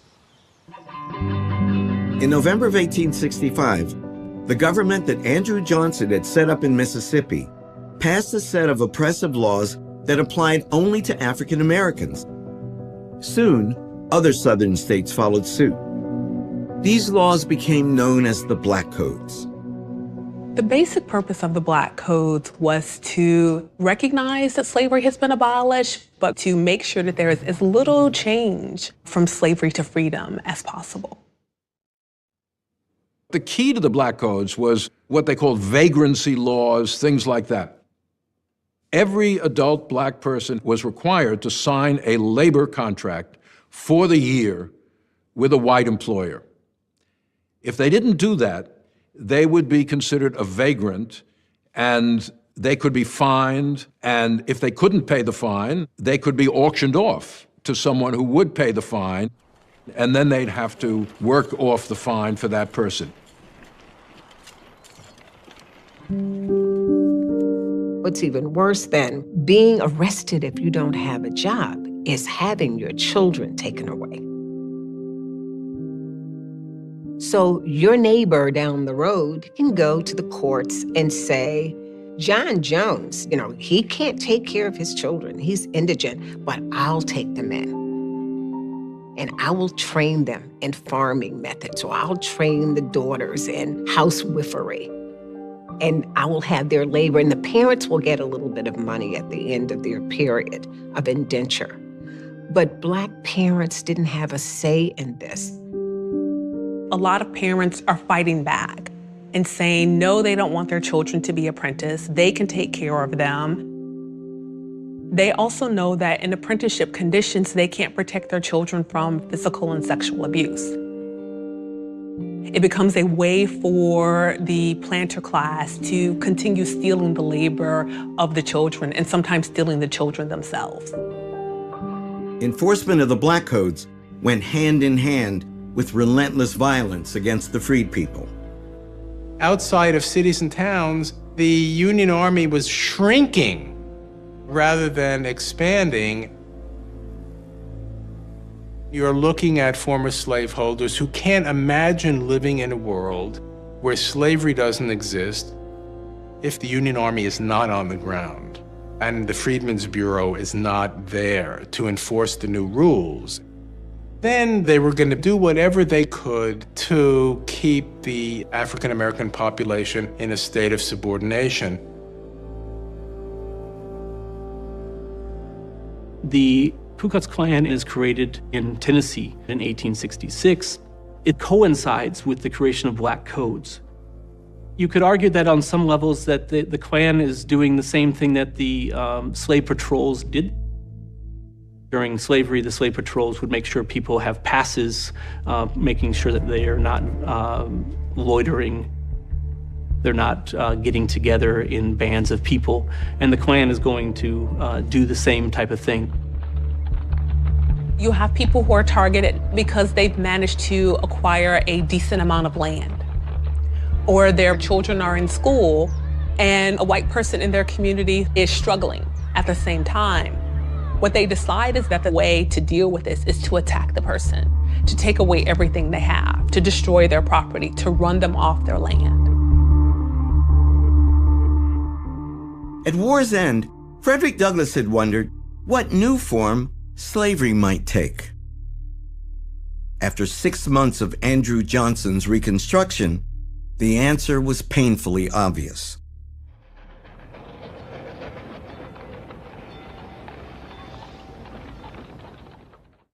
Thaddeus Stevens, the passionately impatient Republican congressman, had been forced to wait on the sidelines for months, watching powerlessly as Andrew Johnson raced to implement his version of Reconstruction before Congress reconvened. The president declared that the former Confederate states had met his terms, so their representatives were in Washington, ready to take their seats in Congress as members of the Union once again. Stevens thought this was outrageous. When the states met to elect new congressional delegations, they elected to Congress the Vice President of the Confederacy, 4 Confederate generals, 6 members of the Confederate cabinet, many Confederate congressmen. It is, by its very nature, defiant for Southern white former Confederate officers to head to Congress right after the war. On the other hand, they never believed the war was about fundamentally restructuring their economic and political hierarchy. The idea that if you served or if you had slaves at one point, that now you are politically disenfranchised never was in the kind of Southern white imagination during that period of time. Once the Southern delegates were seated in Congress, they'd represent their home states back in the Union again. Either they were going to be admitted And that was going to be the end, and Reconstruction would have been over at that point, or they weren't. As a leader of the House Republicans, Stevens found the prospect appalling. Thaddeus Stevens would say, African American men helped save the United States. We have a moral obligation to create a foundation of freedom and equality before the law. And without that, anything else is going to be a fraud. He was fired with this passion for justice that would saturate the entire social order. He was ready for a revolution in the South. Stevens and his fellow House Republicans had planned for this moment. At the stroke of noon, when the 39th Congress opened, they set those plans in motion. The clerk began to read the roll of the members of Congress, and he skipped over the representatives from the southern states. As it becomes clear that they're not going to call upon any rebel state congressman, Democrats start to jump up and to scream, "This is revolution." In fact, they were right. It was a revolution. Each House of Congress has the power to exclude those it finds unfit. If the clerk fails to call your name, you're not a member of Congress. Not a single name from the rebel states did the clerk call that day. Congress was boldly seizing control of Reconstruction. Some Democrats say the American Republic died on December 4th, 1865, and in some ways they might be right. But a second American Republic is born over the next 5 years that has a different constitution, one that's going to be written painfully and slowly and imperfectly, but written by Stevens and his colleagues in Congress. This Republican-dominated Congress turned its attention to a pioneering Civil Rights Act, which they passed over President Johnson's veto in April 1866. It was Congress's answer, you might say, to the Black Codes and to Johnson's Reconstruction Plan. It established the principle of birthright citizenship. Anyone born in the country is a citizen. Why do they do this? Because they know that southern states are looking for ways to define ex-slaves as not citizens. Part of what the Civil Rights Act of 1866 is doing is pushing away the prospect that people can be, as had been true for Native Americans, that people can be physically removed from the nation. While Republicans were gaining the upper hand in Washington, a more brutal struggle was being waged throughout the South. The white South begins to realize that there's no real possibility of fighting the North, but they can win the struggle on the ground, at home, over the people that they're really worried about. All throughout the South, Black people were on the move, leaving the countryside for the city. But as the crowding grew worse, tensions mounted. Where do you live? I've lived in Memphis very nearly 3 years. How old are you? I don't know exactly. I suppose about 24. Were you here during the riots? Yes, sir. On the afternoon of May 1st, 1866, the streets of South Memphis were even busier than usual. The city was packed with freed people. Memphis had been garrisoned by a Black regiment, and a Freedmen's Bureau office had opened there. Late that afternoon, Lucy Tibbs heard gunfire in the distance. The city's Black garrison was being demobilized, and many of the former soldiers were celebrating in the streets. Memphis was seething with racial hostility, especially between the largely Irish police force and the Black garrison. African American Civil War veterans return, not only with a kind of bearing that comes from military service, many of them are going to come back with weapons that they have purchased from the Union. They're going to march through the streets of their cities, they're going to create militias, and they will meet white Southerners for whom this is a real overturning of the old order. About 6 o'clock, I saw boys and men with pistols, firing at every black man they could see. They shot them down as fast as they could come to them.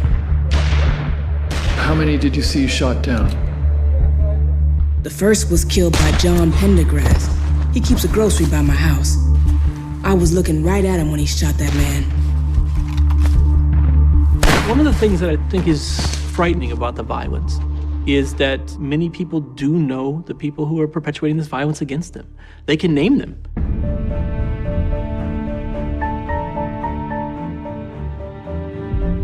White mobs, including most of the city's police force, began to roam the streets on the hunt for black people. At night, they barred up all the doors, then surrounded the houses and told the folks to stay in there. Is that what they told you? Yes, sir. But old man Pendergrass and his sons set them on fire. When the fire got very hot, I saw men, women, and children break out and run. They shot at them as fast as they could while they were running. The freed people are sort of beyond the law. And so there's an incredible amount of casual violence. Did they come into your house? Yes. I said, please don't do anything to me. I'm just here with 2 little children. Did they do anything to you? They done a very bad act. I just had to give up to them.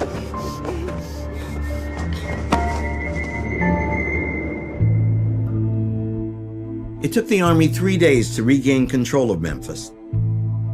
By that time, every black church and every black school had been burned to the ground. At least 48 people had been killed, all but 2 of them black. Not a single white person had been killed by a black person. The nation was riveted by the news out of Memphis. Then 3 months later, almost 40 more people were killed by a white mob in New Orleans.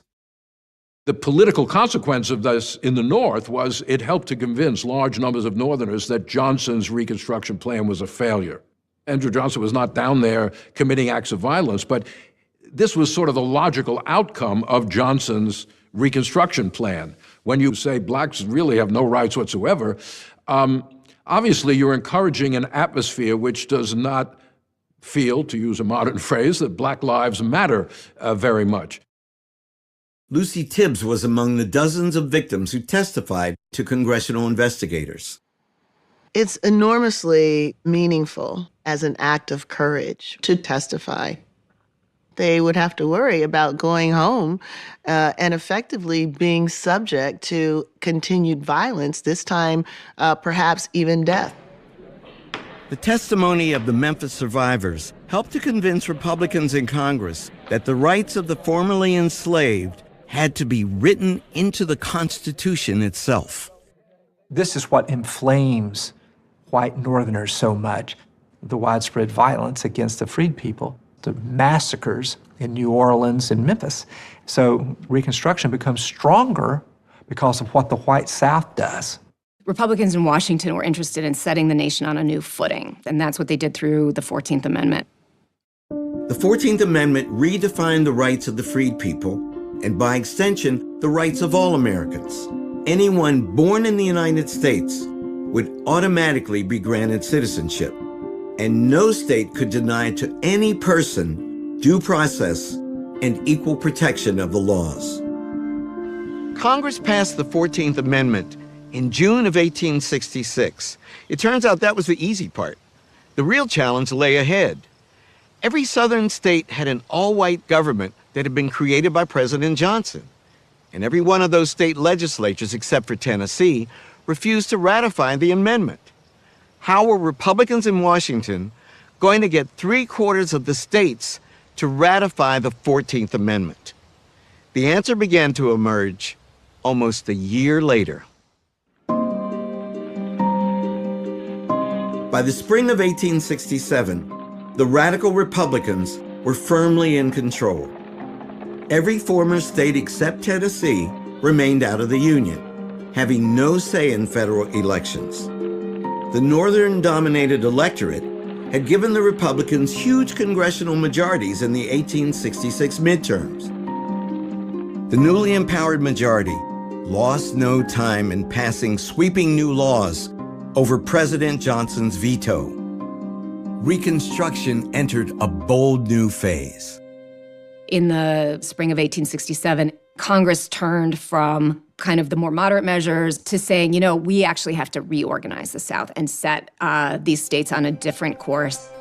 And so the way that they do that is establishing the former Confederacy in 5 military districts. Each one is going to be overseen by a U.S. general. It was something that they called military reconstruction. They marched through the South telling local officers, we can fire you, we can overrule you. Their goal is visibility, and their goal is to make a statement, you're not in charge, Confederates, we are. Congress laid out strict new terms. The rebel states had to adopt new constitutions, give black men the right to vote, elect new state governments, and ratify the 14th Amendment. Then, and only then, could they be readmitted to Congress. How would you get the southern states to adopt the 14th Amendment, to which they are deeply resistant? You say black men must be able to vote, and they also must be able to hold office. This, in the white Southern imagination, is the great travesty of Reconstruction. Some of the former Confederates who had been disenfranchised after the war still cannot vote, whereas black men can. So that is what just really infuriates the white South. And they call it bayonet rule. When Southern whites imagined what could come after the war, should they lose, it was never a possibility of like a really flipped upside down social hierarchy with equality for African Americans, because that wasn't happening anywhere in the country. Many northern states did not allow black men to vote. And so Southern white conservatives felt that the provision of suffrage to African American men in the South was something between hypocrisy and punishment. Activists and Army officers spread out across the South, registering freedmen to vote. At the beginning of 1867, fewer than 1% of all black men in the United States could vote. By the end of 1867, that figure was higher than 80%. A vibrant new political culture sprang up as freed men and freed women pressed for their rightful place in the Union that they had sacrificed so much to save. The advent of black suffrage unleashes a kind of utopian idea of change. You see it in mass meetings where people get together just to read the Constitution and debate, what is democratic government anyway? How can we create it? So it is a remarkable moment of hope and of militancy. Black men and women, these folks who had just come out of slavery, would take off work on Saturdays and walk 25 miles to a political meeting. The vote was considered basically owned by the collective, not just by individuals. And so women and children were actually involved in political discussions. They attended mass meetings. In some states, there were significant pockets of poorer white farmers who actually, many of them had not been in support of the Confederacy, had not favored secession, and many of them suffered as a result of the Civil War. They were in dire economic straits. It's not that they weren't racist anymore, but they were willing to work with blacks to try to uplift poor farmers of both races via the Republican Party. Former slaves themselves are breathing life into freedom, giving it substance, whether it's creating schools or enacting their own political organizations or reconstituting families. They are giving the nation a kind of blueprint for the challenges, but also the possibilities of Reconstruction. Andrew Johnson played almost no part in these profound changes. Fending off impeachment consumed the last months of his presidency. Meanwhile, the new state governments in the South began ratifying the 14th Amendment. In July of 1868, it became the law of the land. Ironically, if Reconstruction had gone more smoothly, you might not have had the 14th Amendment. If the white South had not insisted on putting exactly the same men back in power, if the white South had resisted the temptation to put in black codes that made a mockery of emancipation, if the white South had not endorsed these massacres in its major cities, it's easy to believe that there would not have been the fundamental changes in the American Constitution that we had. No other New World slave society that emancipates slavery implements equal citizenship and equal protection under the law and suffrage for half of the former slave population within 5 years. That is truly revolutionary. There was some degree of self-interest, frankly, in it on the part of the Republican Party. Why fight this war? And immediately allow the Southern leadership, the plantocracy, to reproduce not only a slave system, but the dominance of their party in the South. So for a time, the interests of the freedmen and the interests of the Northern-led Republican Party were in step with one another. The 1868 presidential campaign presented voters with a stark choice. The Republican candidate, Ulysses S. Grant, had led the United States Army through victory and the post-war occupation of the South.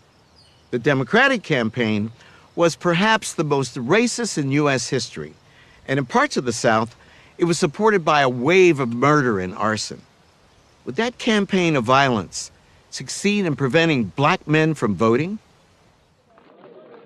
Tuesday, November 3rd, 1868, was an election day unlike any other.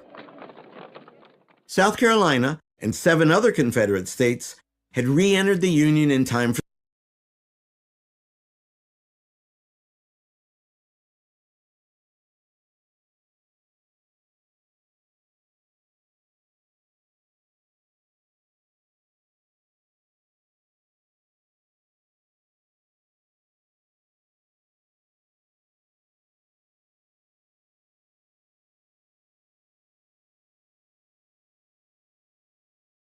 Since the riots in Los Angeles in the summer of 1965, a team of reporters and sociologists have been probing beneath the surface to find out what really happened, why, and what to do in order to prevent similar outbreaks in other parts of the nation.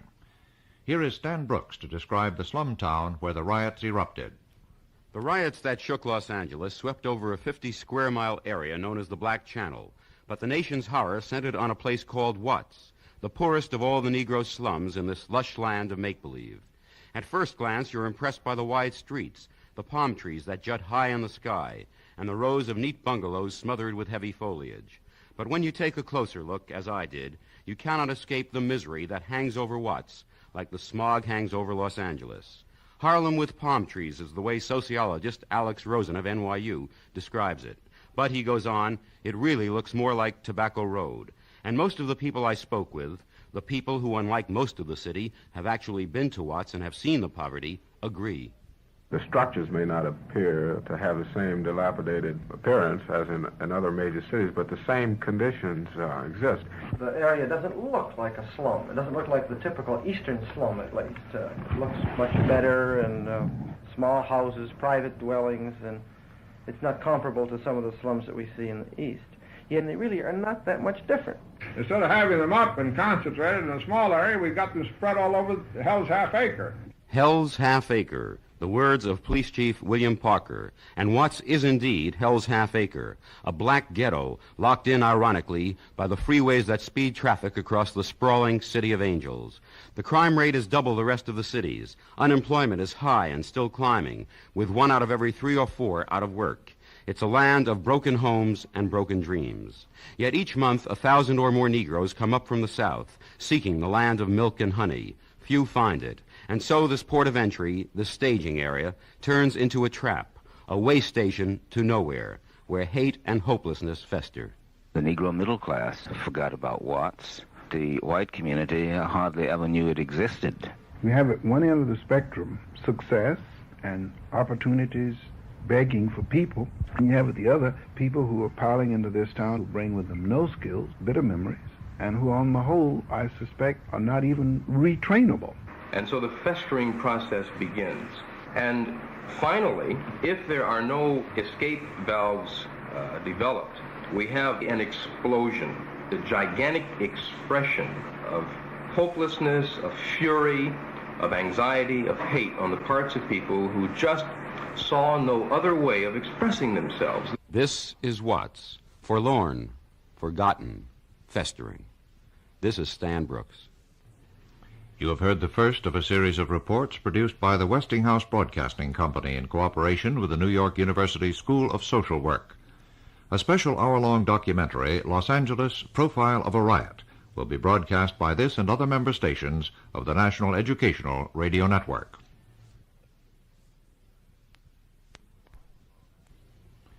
Since the riots in Los Angeles in the summer of 1965, a team of reporters and sociologists have been probing beneath the surface to find out what really happened, why, and what to do in order to prevent similar outbreaks in other parts of the nation.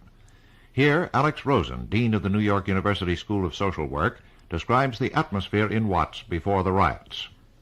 On August 11th, the Negroes of a community known as Watts in Los Angeles erupted in riot, leaving 35 dead, hundreds wounded and injured, 4,000 jailed, of whom 500 were teenagers, and millions of dollars in damages. What were the conditions of these people? 90% of Los Angeles' 500,000 Negroes live in the Watts ghetto. Few are native Californians, as most have emigrated from the South since World War II. Most of the adults have less than a high school education and are unskilled. 1 child in 3 comes from a broken home, where there's usually no father, and a school dropout rate for these children is twice that for white children. 1 family in 4 subsists on incomes below the poverty line.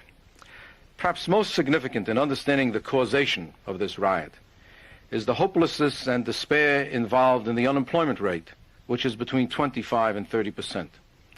The significance of this statistic becomes clear when we compare it with the unemployment rate in the depths of the worst depression our country ever had in the 1930s, when the unemployment rate was only 25%.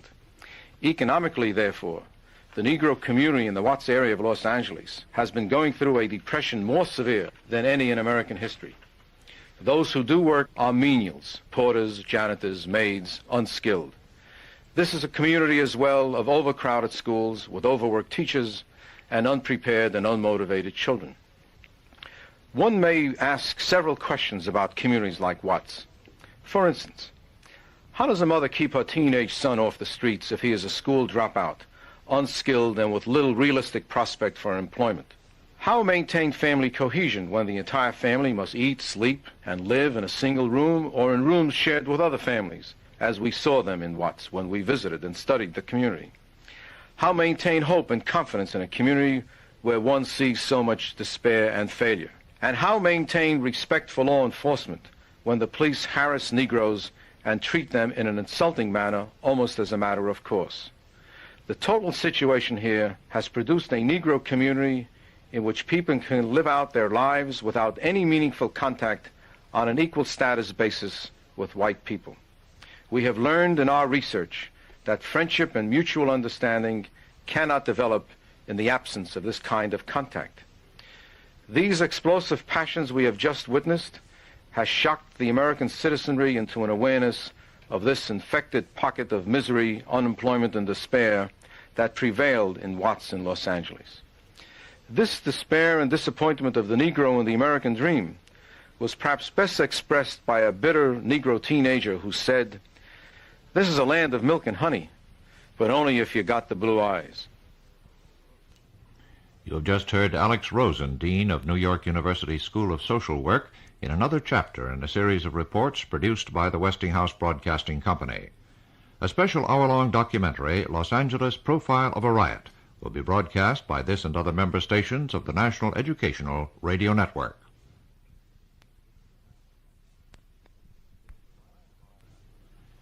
Since the riots in Los Angeles in the summer of 1965, a team of reporters and sociologists have been probing beneath the surface to find out what really happened, why, and what to do in order to prevent similar outbreaks in other parts of the nation. Here, Dr. Bergen Evans, professor of English at Northwestern University, asks the question, what is a slum? The Watts area of Los Angeles, in which the rioting took place, was, especially at first in news reports, referred to as a slum. But Eastern reporters, arriving on the scene with preconceived ideas about slums, were struck by how unlike Harlem, or Chicago's South Side, the area was. There were wide streets, small lawns, and many not unattractive houses. They knew there was much unemployment, and many people were on relief, but the place didn't seem what they had expected a slum to seem like. Well, no one knows exactly what a slum is. The word itself is a mystery word that rose out of the underworld in the early 19th century and then meant a room, usually a small dingy room such as a member of the underworld would use. This has led some to assume that the word is a shortening of slumber, but there is no proof of this. At any rate, it soon came to mean a collection of mean, squalid rooms, and then any area composed of such habitations, and that's what it still means. So the question shifts to what is meanness and squalor. That, perhaps, half the human race at this moment might regard the Watts area as a desirable place to live and envy it its lootable stores, would still not prevent its being a slum. There is a squalor of the spirit as well as of the body, a dreary hopelessness, a numbness of slow frustration, and a depressing sense of irrevocable exclusion from even a chance at the good life that would make a neighborhood a slum, even though the streets were wide and the sunshine bright. In the first slums, the dreadful warrens of the great English cities in the early years of the Industrial Revolution, gin, tuberculosis, and evangelical Christianity afforded a number of safety valves. But the people of Watts apparently want something else. They have a place in the actual sun. They want a place in the metaphorical sun. Man cannot live by bread alone, even if it's handed to him free from farm surpluses. We may simply have to revise and enlarge the meaning of the word slum. You've just heard Dr. Bergen Evans in another chapter in a series of reports produced by the Westinghouse Broadcasting Company in cooperation with the New York University School of Social Work. A special hour-long documentary, Los Angeles Profile of a Riot, will be broadcast by this and other member stations of the National Educational Radio Network.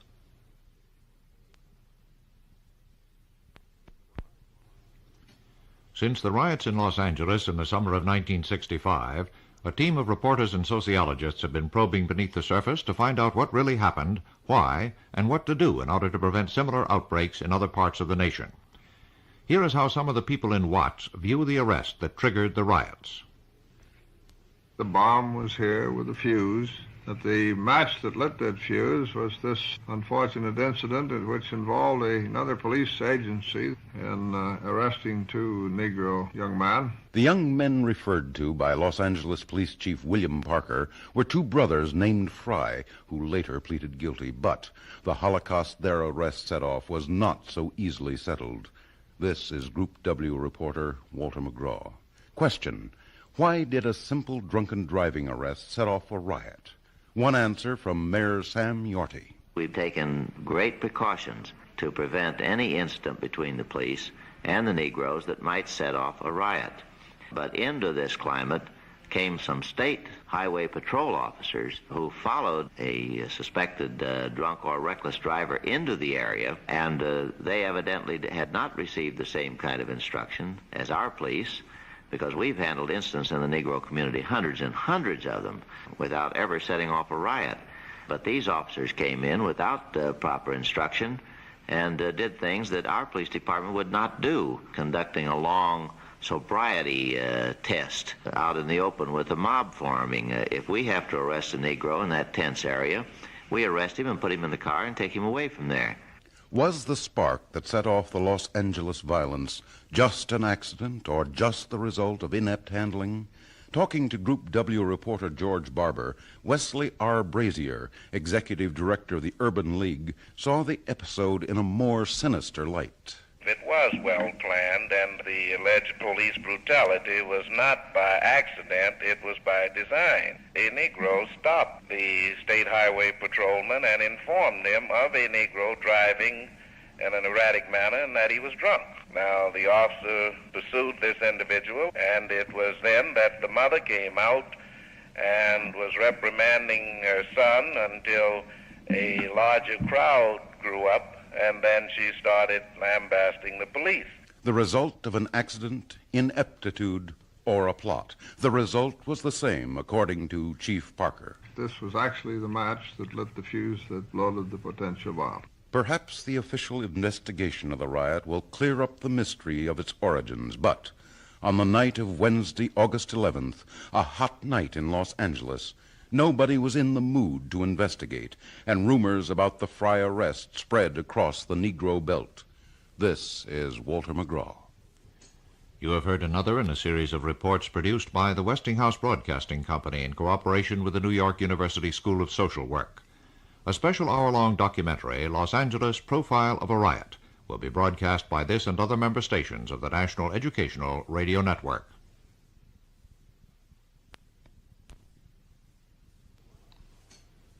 Since the riots in Los Angeles in the summer of 1965, a team of reporters and sociologists have been probing beneath the surface to find out what really happened, why, and what to do in order to prevent similar outbreaks in other parts of the nation. Stan Brooks describes the police version of the arrest that triggered the riots. What makes a quiet community explode? How can a seemingly routine drunk driving arrest touch off the kind of bloody rioting that racked Los Angeles? There are many reasons. Together, they tell the story. There was the heat. 95 was the high on that fateful Wednesday, and Watts was steaming. There was the frustration. The federal poverty program was bogged down in political bickering, and the poor people of the slums saw their dreams crumble. There was the smoldering hatred of the police, justified or not. And as day turned into night, there was the arrest of a Negro, Marquette Frye, for drunk driving. It happens every day, an arrest like this, but on August 11th, it triggered a bloodbath. Frye himself blames the California Highway Patrol for antagonizing the crowd by making nasty remarks and brandishing a shotgun. There is still some confusion over just what happened, but the rumors that spread through the slums that night gave only one side. They told me the police had been giving the boy a ticket, and when the boy drew back, they jumped him, is the way one Negro heard it. They told me the boy's mother came there then, and that she was pregnant. And he goes on, the police hit or kicked her anyway. And then he adds the telling words. That's what they told me. I don't know if it was true. On that night in Los Angeles, in that climate of hate and hopelessness, it didn't really matter whether it were true or not. The festering frustration needed an outlet, and this was it. And so the people, fired up by the rumors, rioted. A white police officer in Watts told me, I know if I was a Negro and I heard all my life that the worst enemy I have is a police officer, and I'm standing on a street corner, the heat is 95, I've been sweating all day, and somebody runs up to me and says, there's a police officer around the corner killing a colored woman with a baby. I would tend to be excited. These are one of the minor rumors that is floating around. And a Negro in Watts told me the same thing. I heard conflicting stories that a man was handcuffed and the woman was handcuffed behind her back and they put her up on top of cars. Rumors and riots, a classic pattern, as Alex Rosen, Dean of the School of Social Work at New York University, explains. Sociological study of previous racial riots reveals that it often begins with a stimulus, often of a trivial nature. A crowd gathers and rumors fly. The crowd mills about the mutual stimulation. There is a communication of excitement. And then mob anonymity seems to absolve the individual from responsibility for destructive acts. And brutal emotions then arise, which are given sanction by the very existence of the mob. The riots in Watts substantially followed this pattern. A hot night in August, a routine arrest, rumors and resentment. All these the preface to a riot. This is Stan Brooks. You have heard another in a series of reports produced by the Westinghouse Broadcasting Company in cooperation with the New York University School of Social Work. A special hour-long documentary, Los Angeles Profile of a Riot, will be broadcast by this and other member stations of the National Educational Radio Network.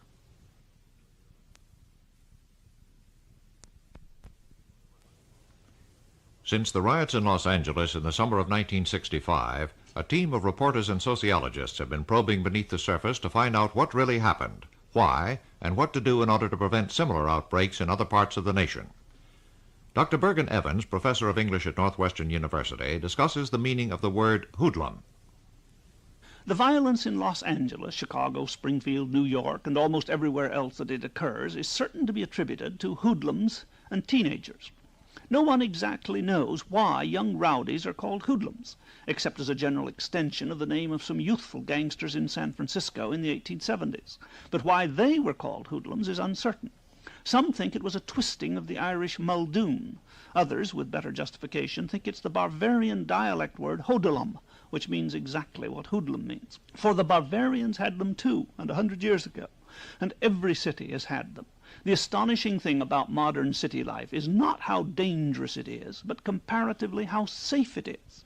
We forget that up to 150 years ago, a woman never went out alone, never at night certainly, and rarely by day, and that men went out at night only in groups and armed. In the late 17th and early 18th century, London was terrorized by ruffians, variously called Muns, Scourers, Hectors, Nickers, Hochabites, and Mohawks. There was no modern police to restrain them, and they were dangerous indeed. And they had their riots. The Gordon riot in London in 1780 did far more damage than any of our so-called race riots have yet done. Most rioters and looters, by the way, have always been young people, people with lots of undirected energy and no stake in the established order. An elderly man goes to bed at night. He doesn't go out and loot. Something throws a spark into an explosive social situation, and a great deal of pent-up resentment finds release. The Romans bought them off with bread and circuses. The Middle Ages usually had a plague in time to prevent things getting too bad. If there wasn't a plague at hand, there was always a crusade or a war.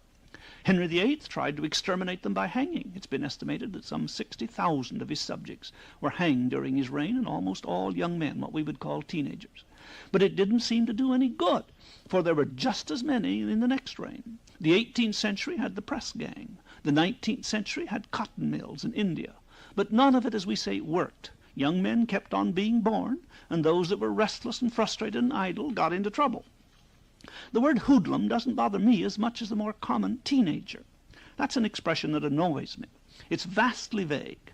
There's all the difference in life between 13 and 19, and it's offensively patronizing.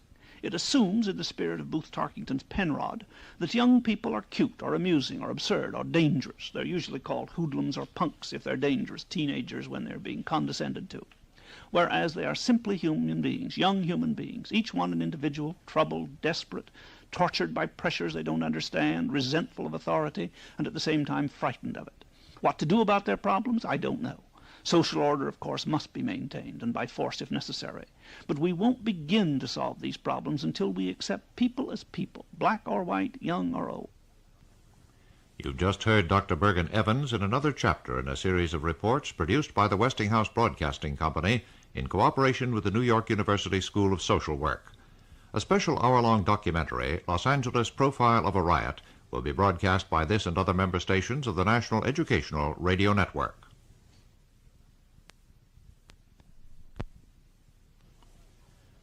Since the riots in Los Angeles in the summer of 1965, a team of reporters and sociologists have been probing beneath the surface to find out what really happened, why, and what to do in order to prevent similar outbreaks in other parts of the nation. Group W reporter Walter McGraw investigates some of the reasons for the riots.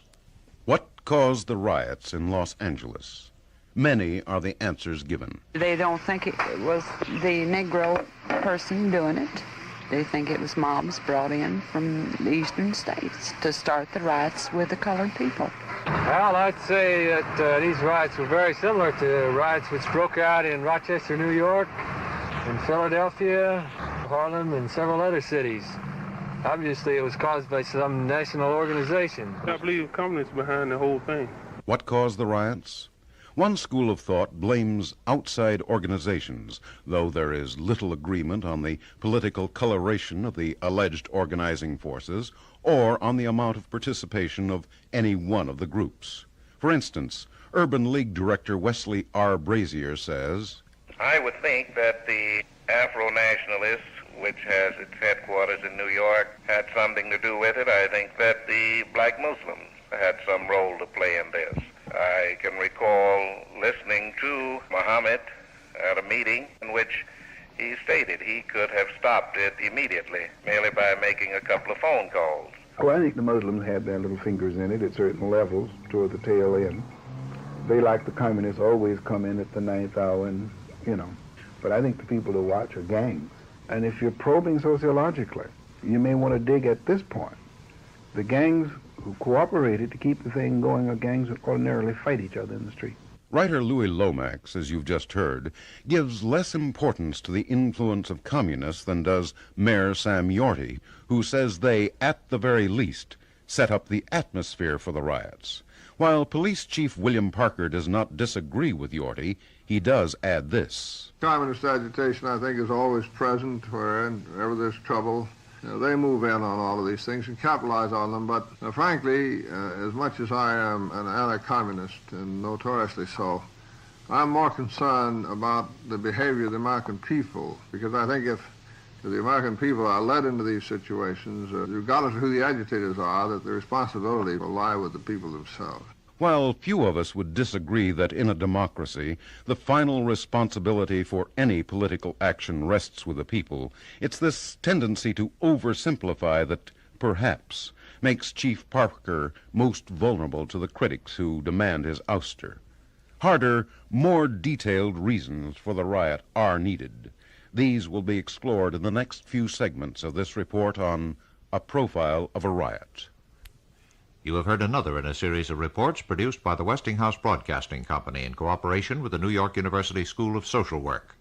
A special hour-long documentary, Los Angeles Profile of a Riot, will be broadcast by this and other member stations of the National Educational Radio Network.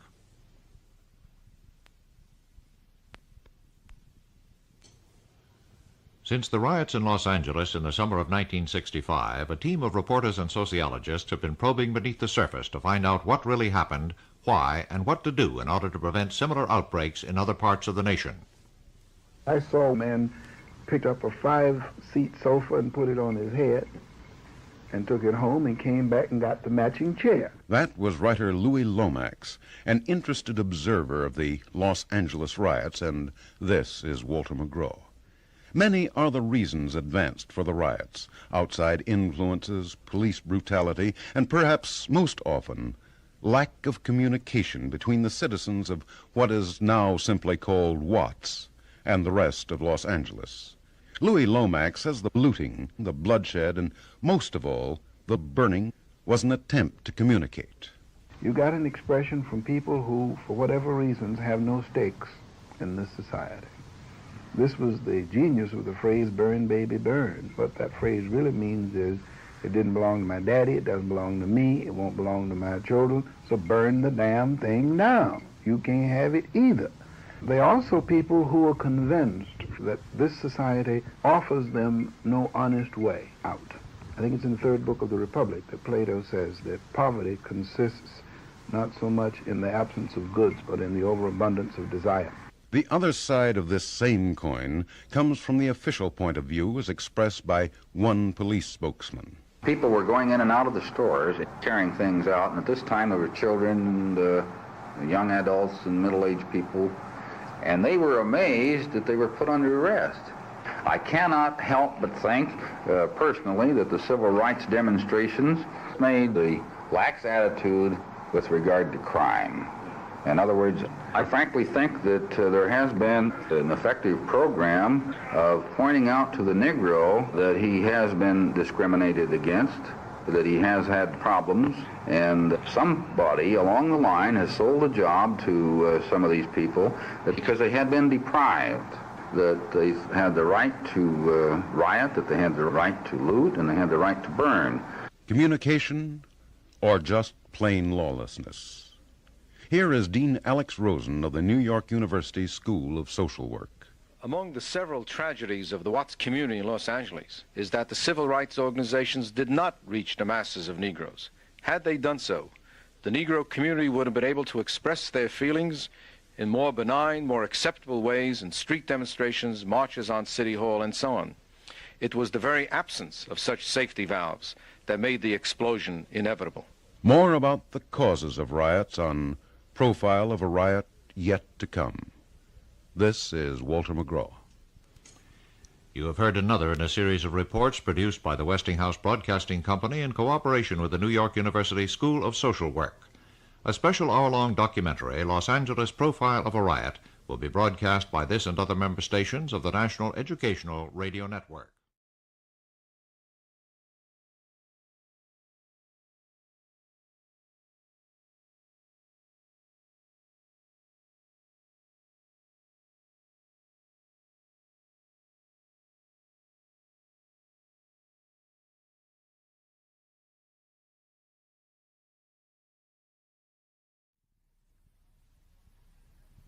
I have just signed a proclamation declaring a state of extreme emergency in the county of Los Angeles. This new proclamation is set for the purpose of establishing a curfew beginning at 8 o'clock tonight.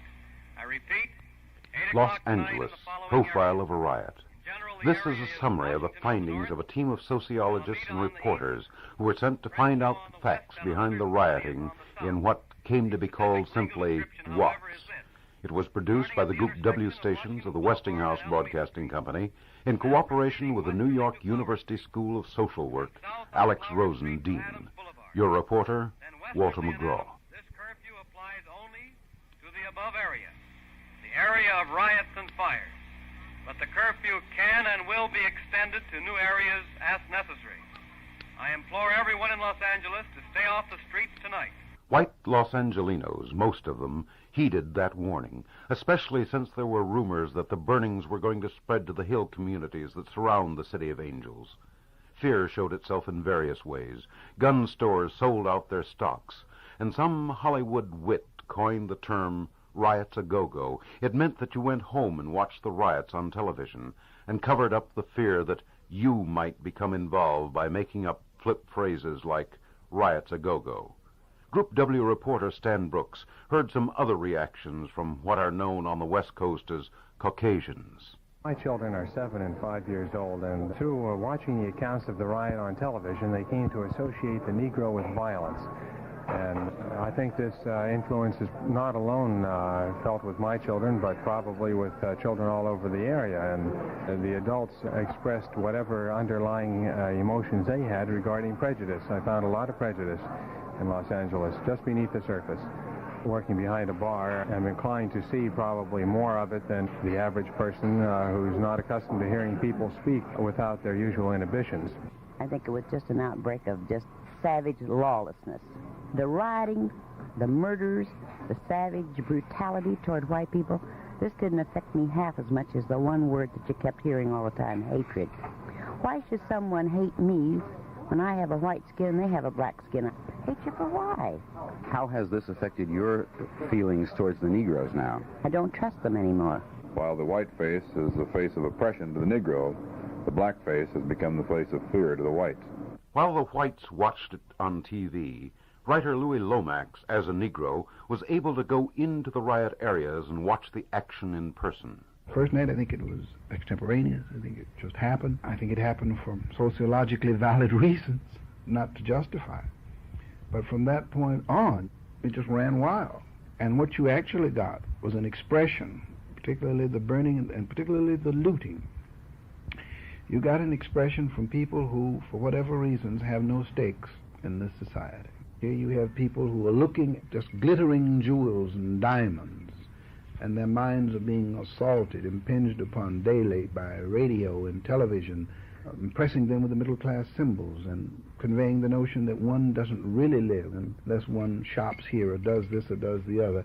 And then the society fails to provide him with an honest way to realize all of the things that he's being conditioned to want. And if he gets on relief, the inference is that he's a no-good, lazy nigger who won't work. And the humiliation comes not only from the white people, but from the middle-class Negroes who resent him as much, if not more, than the white man. And I think this is one of the real problems of our society. We start the consumer wheel to going to make our economy work, but we had better come up with some ways where people can honestly achieve these goals, else they're going to burn it down. Dr. Harold Jones is also a Negro.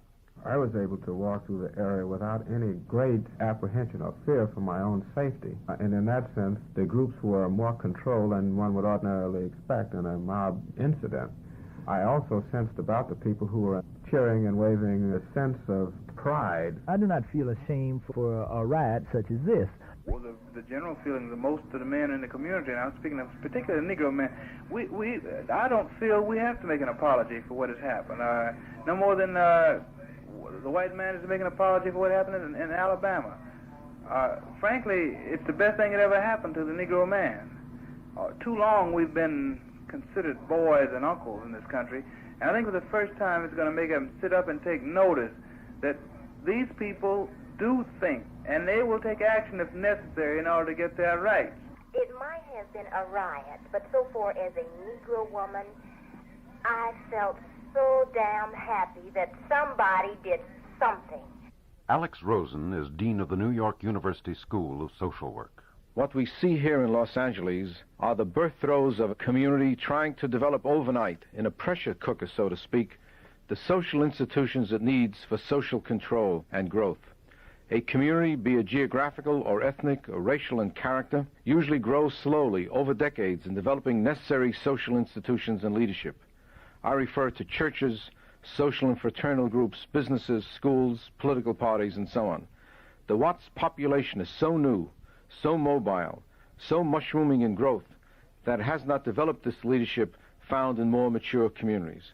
Paradoxically, the Negro leadership in Watts may find the impetus in this act of violence for the more rapid development of stability and social control. But as Los Angeles cleaned up its millions of dollars of damage, many of its citizens look for simpler, if more sinister, reasons for the riots. They don't think it was the Negro person doing it. They think it was mobs brought in from the eastern states to start the riots with the colored people. Well, I'd say that these riots were very similar to riots which broke out in Rochester, New York, in Philadelphia, Harlem, and several other cities. Obviously, it was caused by some national organization. I believe communists behind the whole thing. Other organizations were also nominated. For instance, Urban League Director Wesley R. Brazier said this to Group W reporter George Barber. I would think that the Afro-Nationalists, which has its headquarters in New York, had something to do with it. I think that the black Muslims had some role to play in this. I can recall listening to Muhammad at a meeting in which he stated he could have stopped it immediately, merely by making a couple of phone calls. Well, I think the Muslims had their little fingers in it at certain levels toward the tail end. They, like the communists, always come in at the 9th hour and, But I think the people to watch are gangs. And if you're probing sociologically, you may want to dig at this point. The gangs who cooperated to keep the thing going are gangs that ordinarily fight each other in the street. Louis Lomax gives less importance to the influence of communists than does Mayor Sam Yorty, who says they, at the very least, set up the atmosphere for the riots. While Police Chief William Parker does not disagree with the mayor, he adds this. Communist agitation, I think, is always present wherever there's trouble. They move in on all of these things and capitalize on them, but frankly, as much as I am an anti-communist, and notoriously so, I'm more concerned about the behavior of the American people, because I think if the American people are led into these situations, regardless of who the agitators are, that the responsibility will lie with the people themselves. While few would disagree that in a democracy, the final responsibility for any political action rests with the people, it's this tendency to oversimplify that perhaps makes Chief Parker vulnerable to the critics who are now demanding his ouster and naming him as a riot cause. I do believe if he was to get what you call out of that, he'd be better off because he don't give a damn about colored folks. I think that this man here is totally out of is totally out of it when it comes to having a concept of what the community needs. For example, I mean, he has one of his commanders of one of the precincts has more understanding of community relations than this man does. Before Mayor Yorty was elected, he so much as hinted that he was going to remove Parker as a police chief. Mayor Yorty brands that as part of the big lie being promulgated by communist agitators. But pressure, both unofficial and official, is being put on the mayor to ease Chief Parker out of the job he's held for the past 15 years. During the riots, Negro State Assemblyman Mervyn Damley announced, I have just delivered a letter to Mayor Yorty asking for the resignation of Police Chief Parker. There's a tremendous amount of resentment in this community against the chief, and I believe his continued presence on the city police department is not going to make for good police-community relations. Mayor Yorty's reaction?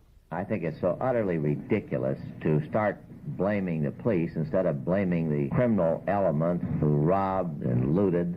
How come that all of a sudden we have permitted attention to be diverted from them and all kinds of demands made against Police Chief Parker and the police department? But the riots in Watts have focused attention on William Parker, a man long respected as one of the country's top professional cops. What kind of a man is he? I, as a human being, would like to see everyone lead a pleasant life. But on the other hand, I do know something about discipline. For example, the homes in the Watts area that we call a ghetto, most of them are far superior to the house I lived in as a child. But suddenly, in a generation, we have become a nation of people who think that we are entitled to all that there is to have without expending too much effort to get it. And I wasn't raised under that kind of a discipline. That is difficult for me to understand. The sociologists would have to explain that. I can't. This country has almost ruined the police service as an attractive career. Now, we can stampede, and you did that in New York one year when Steve Kennedy was the commissioner. You put 5,000 people on, and you were very careless about how they were selected. And you put on alcoholics, you put on physical misfits, and you ended up with a department less effective with 5,000 more men than it had been before you hired them. And I will not make that mistake here. I don't know what the solution is to the police recruitment problem, but I will tell you this, that those who would like to see me out of here, if they can persuade Los Angeles to do what is now going on in New York, and that is the training of high school dropouts to successfully pass the police examination, they won't have to worry about me, because I just won't be here. But the prediction is Chief Parker will stay on the job, even though one city official off the record labeled him a luxury Los Angeles might not be able to afford, especially in view of what were called his insulting remarks about the rioters. Anything that you say, if you say anything, will be twisted. Now, when I talked about monkeys in a zoo, I had in mind the Boston police strike, which was one of the great examples of looting in America. 2 hours after the Boston police pulled off the streets, a man broke a window and stole a pair of shoes. And within 2 more hours, the whole city was looted because everyone followed suit, and that's what I meant by monkeys in the zoo. When I said we are on the top and they are on the bottom, that meant the position had been reversed because we had lost control of the situation. I could just as well have said the situation is well in hand. Yes, point out his critics, he could have said it, but he didn't. Few of his critics disparage his ability to run a tight police force. They feel, however, he has lost contact with the community problems of the 1960s. Dean Rosen. In a complex urban community, police officers need to be fully professional. This means a more self-conscious awareness of not only technical efficiency, but also understanding of the diverse racial and ethnic groups in their community. This obviously puts an additional strain on what is an admittedly difficult task of law enforcement. The shortcoming of chiefs of police like Chief Parker is not just an individual characteristic and shortcoming, but rather is a shortcoming of the police profession as such. This is still a semi-professional occupation which needs to gain in status, knowledge, and understanding of human beings and how their behavior and reactions is affected by their disadvantaged status in life. This is a tall order, but that's why professions differ from routine occupations. But many white householders in Los Angeles feel Chief Parker is their only real protection against the marauders that are rumored to be on their way from Watts to harass the mansions in the hills. One told me the happiest sound he ever heard was Parker saying, "We're on the top." Chief Parker is aware of this support. I've been here 38 years. Financially, there's nothing here for me. I'm as well off on my retirement within a very few dollars as I am working, so I'm gaining nothing out of this except the expenditure of a great deal of energy, and probably the compensation is the obvious appreciation of a great people in a great city. Perhaps the fairest evaluation of Chief Parker's position came from political leader Jess Unruh. Chief Parker has been a good law enforcement official, and I think he is caught, as many other police chiefs throughout this nation are caught in the dilemma that no matter how fair they are, they still become the symbol of oppression. But the Negroes of Los Angeles insist that oppression by Chief Parker's police force is not just symbolic. They used to hit me with their billy clubs, and they used to use their fists physically, and if you fell on the ground, they'd kick you.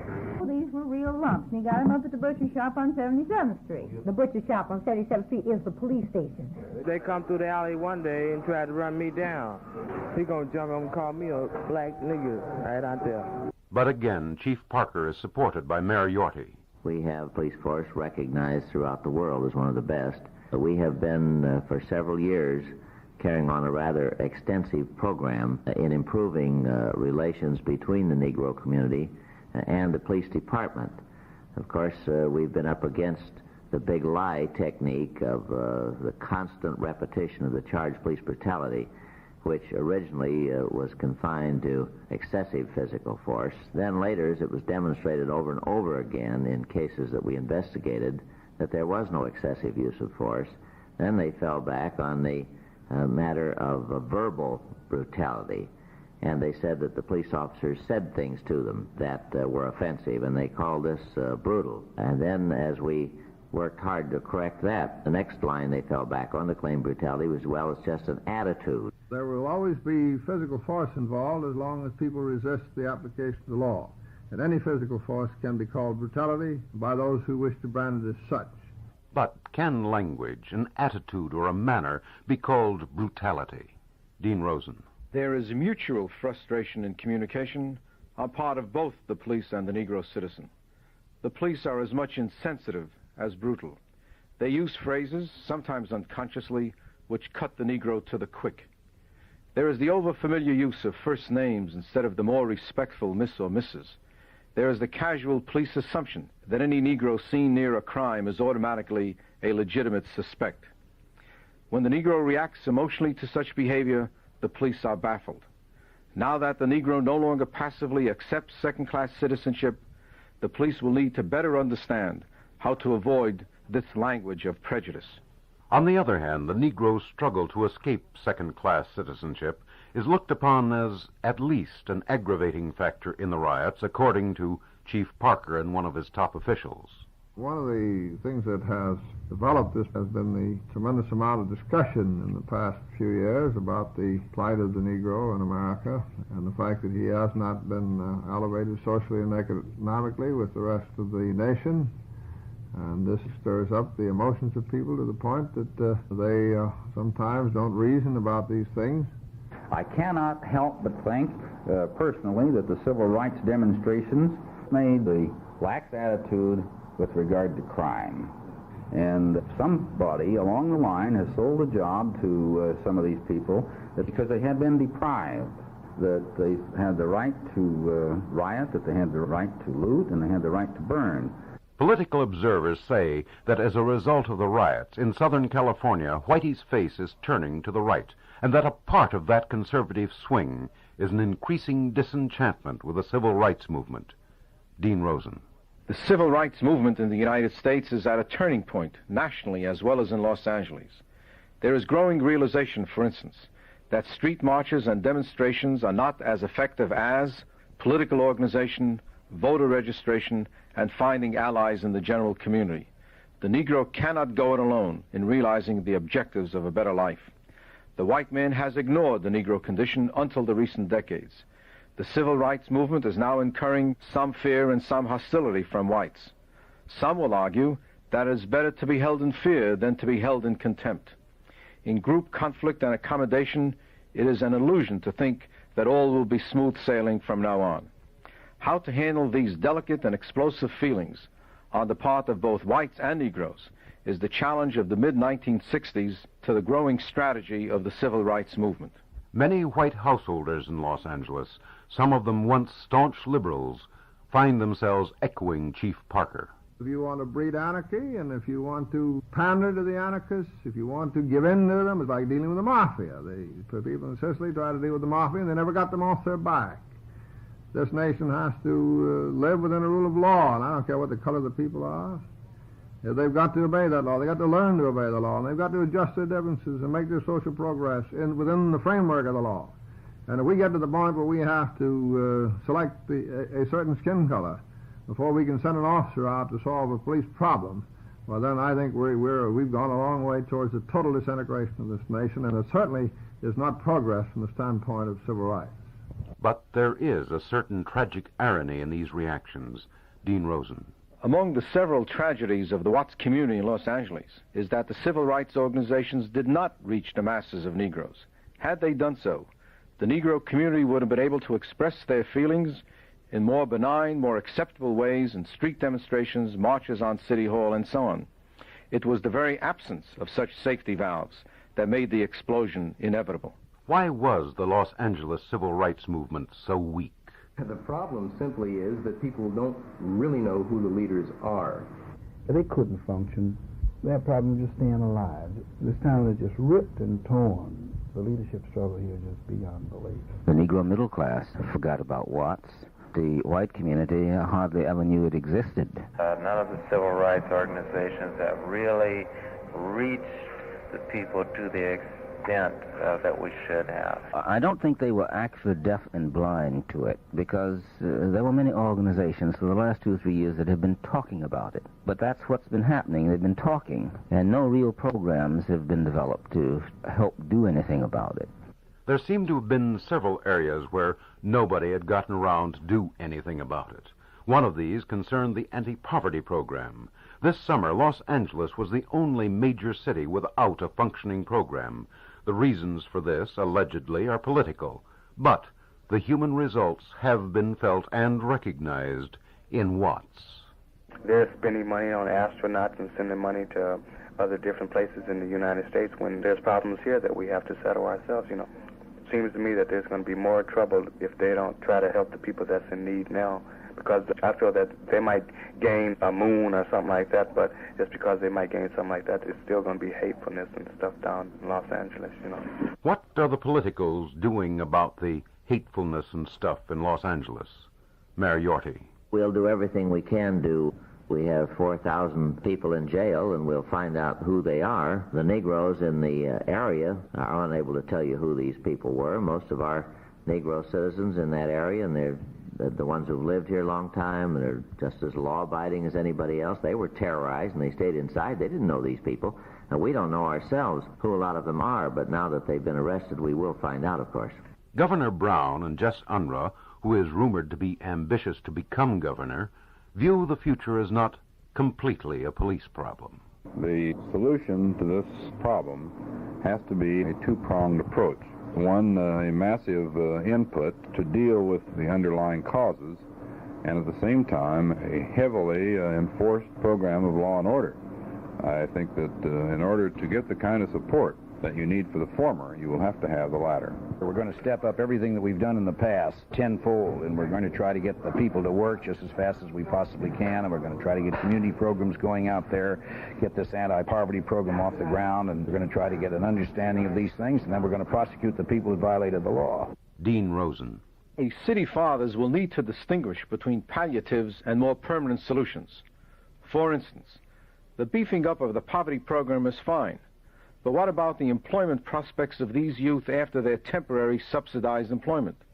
Private industry, the various professions, labor, and the government itself will find that business as usual will not solve the unemployment or housing crises, to mention only two major areas. To find good answers, one must first pose good questions. And therefore I ask of the city fathers, after the temporary solutions, then what?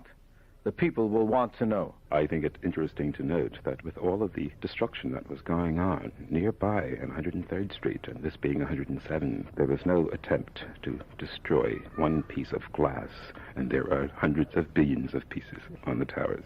Again, at the Watts Towers, Judson Powell. As he said, with all the damage wrought in Watts, the beautiful, ugly towers were unscathed. Powell teaches art to Watts teenagers in a building overshadowed by this strange work of folk art. I feel it's safe to say that none of the teenagers that are involved in this project with us was in any way affiliated with the riotous activity that was going on here in Watts. In fact, we stood here and saw 103rd Street going up in flames, and we were engaging in our art classes just these few short blocks away. Art classes were held all afternoon, and the place was packed. Why do you think what happened on 103rd Street happened there? Frustration of some of the teenagers. It was a hot day. There was a lack of excitement. This was an exciting thing. They needed something to happen. There was very little happening as a community. Dean Rosen. What is the meaning of the Los Angeles riots? Were they merely accidental actions by irresponsible criminal elements, needing only increased political action to curb them? Or were they acts of collective violence that were symptoms of more serious social conditions, and therefore requiring deep-rooted political and economic changes? Behavior Even shocking pathological behavior has meaning. The job of a scholar, and of the thoughtful citizen as well for that matter, is not to blame or to praise. That is all too easy. Rather, the more difficult task is to understand. This is certainly not simple, especially in situations where people's emotions and fears are involved. When we cannot comprehend behavior, we tend to condemn it. What therefore society is saying to these people is this: since I cannot understand you, I am angry with you. Our society will need to find better ways than this to help people who cannot control themselves and who commit violence. Violence is seen by scholars and social scientists as weapons or tools used in group contention and struggle. It can be regarded, even though we deplore it, as a form of inarticulate language in which one group of people communicates with other groups of people about their feelings, their determinations, and their problems. The Negro community in Los Angeles did not have the leadership in its ministry, businessmen or professionals who could win for the people what they needed, or to give them a sense of participation in the greater community as a whole. Excluded as they were from the white man's world, Negroes who looked at the white man's television, his drama, and his culture found little echo of their own personalities, of their own identities in them. The central fact of the Los Angeles group violence is that there was a message conveyed by the Negroes to the white community. In its starkest form, I think that this message was this: look at me, I am here, I am not invisible, and I need help. On a more articulate level, the violence indicated that as long as Negroes feel excluded from American society, they are not going to feel bound by its constraints. The fact that hundreds of Negroes were willing to die or to engage in violence as gestures of protest would indicate that they live on the edge of despair so profound as to be unimaginable to most comfortable Americans.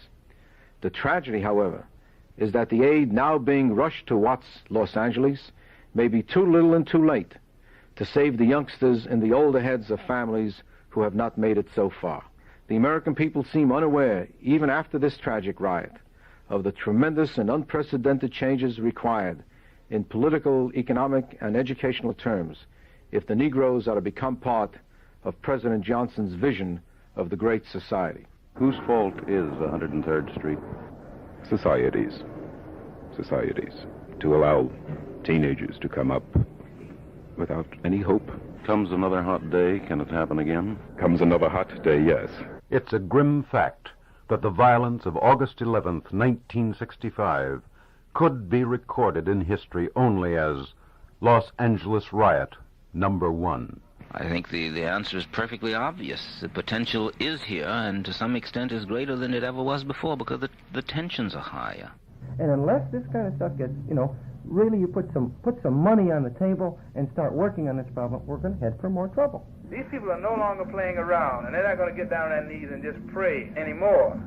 They're going to take some type of action if they feel they're not getting that just due. If some of the power structure from downtown, if they don't decide to do something soon, you'll probably have a repeat, only it'll be worse this time, because I think, if nothing more, this was a warning. Dean Rosen. If there is merely a splurge of temporary activity, the setting up of commissions which make reports which are then filed away, and if the Negro then goes back to social isolation and to neglect, in such conditions, I would predict that we will have either this type of violence or other kinds of inarticulate manifestations of distress.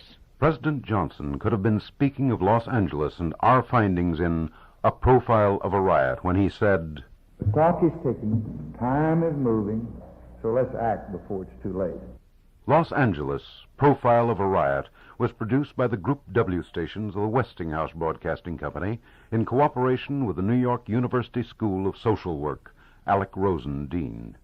Group W newsmen assigned to Los Angeles were Art Schreiber, Washington, Stan Brooks, New York, and George Barber, Pittsburgh.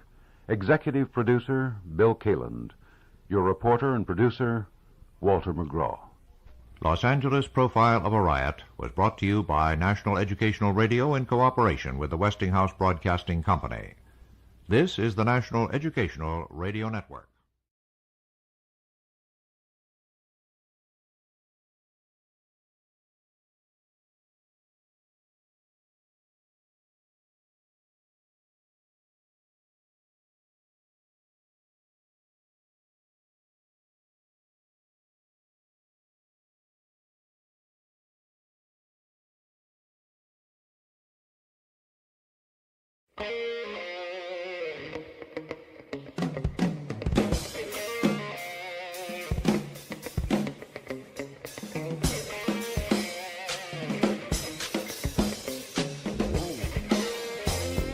From the University of Texas at Austin, KUT Radio.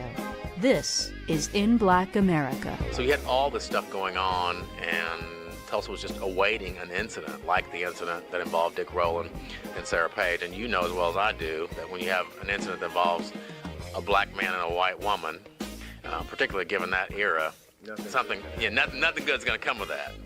What happened is that they were on an elevator. Sarah Page was working on the elevator as an elevator operator, elevator girl.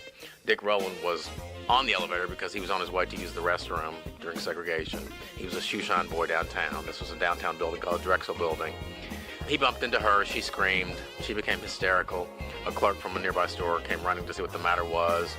Ultimately, Sarah Page would say what happened on the elevator was an accident. She would refuse to press charges. Unfortunately, by the time we get to the point where she recants this, things have gotten woefully out of control, and largely because of the Tulsa Tribune published some editorials and articles. The first article was an article entitled "Nab Negro for Attacking Girl in Elevator." Hannibal B. Johnson, professor, attorney, and author. In 1921, Tulsa, Oklahoma was considered the oil capital of the world, and the African-American community was one of the most prestigious in the nation. The Greenwood section in the city was known both as Little Africa and as the Black Wall Street. But all that changed on May 31st and June 1st, 1921, when Black Wall Street, one of the most affluent African-American communities in America, was bombed from the air and burned to the ground by mobs of envious whites. In a period spanning fewer than 18 hours, a once thriving 35-block square African-American business district in northern Tulsa lay smoldering, a model community destroyed, and a major African-American economic movement resoundingly diffused. The night carnage left some 300 African Americans dead, 10,000 homeless, and over 600 successful businesses lost. Among these were 21 churches, 21 restaurants, 30 grocery stores, and 2 movie theaters, plus a hospital, a bank, a post office, libraries, schools, law offices, and a half-dozen private airplanes, and even a bus system.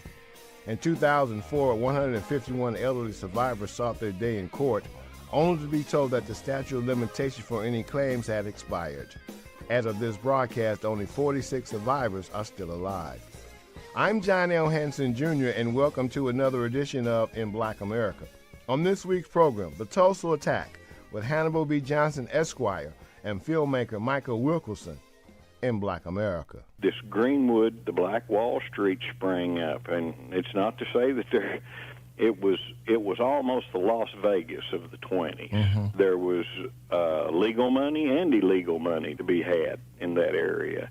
And it became a focal point for some of the underclass whites, the underachieving white population, to look over there, and there was mansions in this area, and they looked over there and said, well, I don't live in a mansion. So it was this atmosphere of hate, I think, was created at that time, hate and jealousy of by people who thought, heck, I'm better than they are, and they're doing better than I am.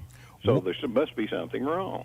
The Tulsa Race Massacre has largely been forgotten for more than 8 decades, not least because of a campaign by local authorities to cover up the full extent of the killings in its immediate aftermath.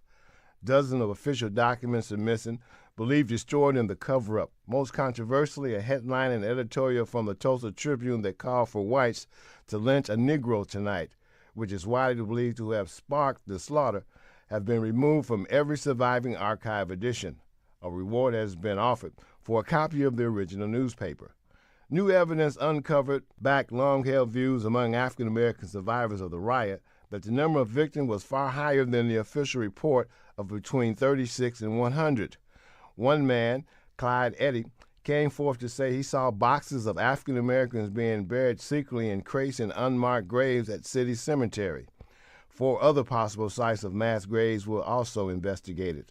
The violence followed the arrest of Dick Rowland, an African American shoeshine boy, on May 31, 1921. Newspapers report Rowland claimed that he had sexually assaulted a 17-year-old white girl in the elevator of the office building where they both worked. By that evening, crowds of whites were gathered at the jail seeking blood, and violence soon broke out between them and a much smaller group of African Americans. What followed was the worst devastation brought upon an African American community. Hannibal B. Johnson is a Harvard Law graduate, an attorney, college professor, and author. He has written extensively on the accounts of the Tulsa race riot. Well, I do a lot of talking about the history here, and I always de-emphasize the incident between Dick Rowland and Sarah Page. I mean, that's the incident that sparked that was the excuse? The riot. But, yeah, I mean, as it was the case in many places around the nation, that wasn't the reason for the event. I mean, there was unrest here generally. There was a black successful community, and there was jealousy with regard to that. There was a presence of the Klan. There was media, and I know that you're a media person, but the Tulsa Tribune. But there was a yellow journal called the Tulsa Tribune that published a series of inflammatory articles. So you had all this stuff going on, and Tulsa was just awaiting an incident like the incident that involved Dick Rowland and Sarah Page. And you know as well as I do that when you have an incident that involves a black man and a white woman, particularly given that era, nothing good's going to come of that. So what happened is that they were on an elevator. Sarah Page was working on the elevator as an elevator operator, elevator girl. Dick Rowland was on the elevator because he was on his way to use the restroom during segregation. He was a shoeshine boy downtown. This was a downtown building called Drexel Building. He bumped into her. She screamed. She became hysterical. A clerk from a nearby store came running to see what the matter was. Ultimately, Sarah Page would say what happened on the elevator was an accident. She would refuse to press charges. Unfortunately, by the time we get to the point where she recants this, things have gotten woefully out of control, and largely because of the Tulsa Tribune published some editorials and articles. The first article was an article entitled "Nab Negro for Attacking Girl in Elevator." They published a piece that is to this very day missing called "To Lynch a Negro Tonight." They later published, after the devastation of the riot, they published a piece in editorial form called "It Must Not Be Again," where they said, such a district as the old Niggertown must never be allowed to exist in Tulsa again. So we sort of know what the mentality was during this period. A lot of northern and southern blacks migrated to Tulsa because of the oil. Those that became prosperous, how did they go about accumulating the wealth that brought Black Wall Street into being? Well, the other piece of the equation that's really important in terms of black people in Oklahoma is the relationship between black people and Native Americans, because many black people in Oklahoma have native blood. I have Creek ancestry myself, and so some of those black folks had allotments under the Indian Allotment Act. They had land, and they pooled those allotments, and that's what created some of the black towns. But also that's what allowed some of the black folks to accumulate some degree of wealth. I mean, they had some land based on allotments, so that's part of the equation. Other folks moved here with money because they saw it as sort of the land of opportunity. Oklahoma was not a state, and so they felt that there wouldn't be the kind of oppression that they experienced in Alabama, Mississippi, so forth, down in the South. So it's a combination of all those factors. Tulsa itself was a burgeoning city around the turn of the century because of the discovery of oil. All this stuff, these factors coming together, the confluence of these factors that creates opportunities for African Americans. And there are people around the country who were aware of those opportunities and seized them. Any surprising things you came up with in researching and writing the book? Well, I have to acknowledge that I was surprised about the notion of a possible all-black state within Oklahoma. I mean, that's a big surprise. I'm not sure that there's anything else that was surprising. I mean, I wasn't really surprised about the kind of racist mentality that existed here, because I was already aware that existed during that period of time. So the sort of callousness that existed in the larger community, although shocking to some degree, probably was not altogether surprising to me. I can't think of one thing that shocks me and really surprises me, and that is the extent to which we are consciously or subconsciously ignorant of our history. One of the major tragedies here, beyond the devastation of the riot itself in 1921, was the failure to incorporate the history into the curriculum, and the failure to teach successive generations about what happened here and why it happened and how we avoid it in the future. That both shocks and surprises me to some extent. Has Tulsians and Oklahomans come to terms with what happened? Not fully. We certainly are farther along than we were, say, 15 years ago. But a lot of things have intervened in that interim, and those things include the writing of several books about the history, the fact that the legislature created a commission in 1997 that studied the riot, found facts, and made some recommendations, issued a report in February 2001. So those things have forced attention on the matter. We've had media really from all over the world here doing stories, and there have been stories on 60 Minutes and on the other major networks, and the History Channel did a documentary that I was a part of.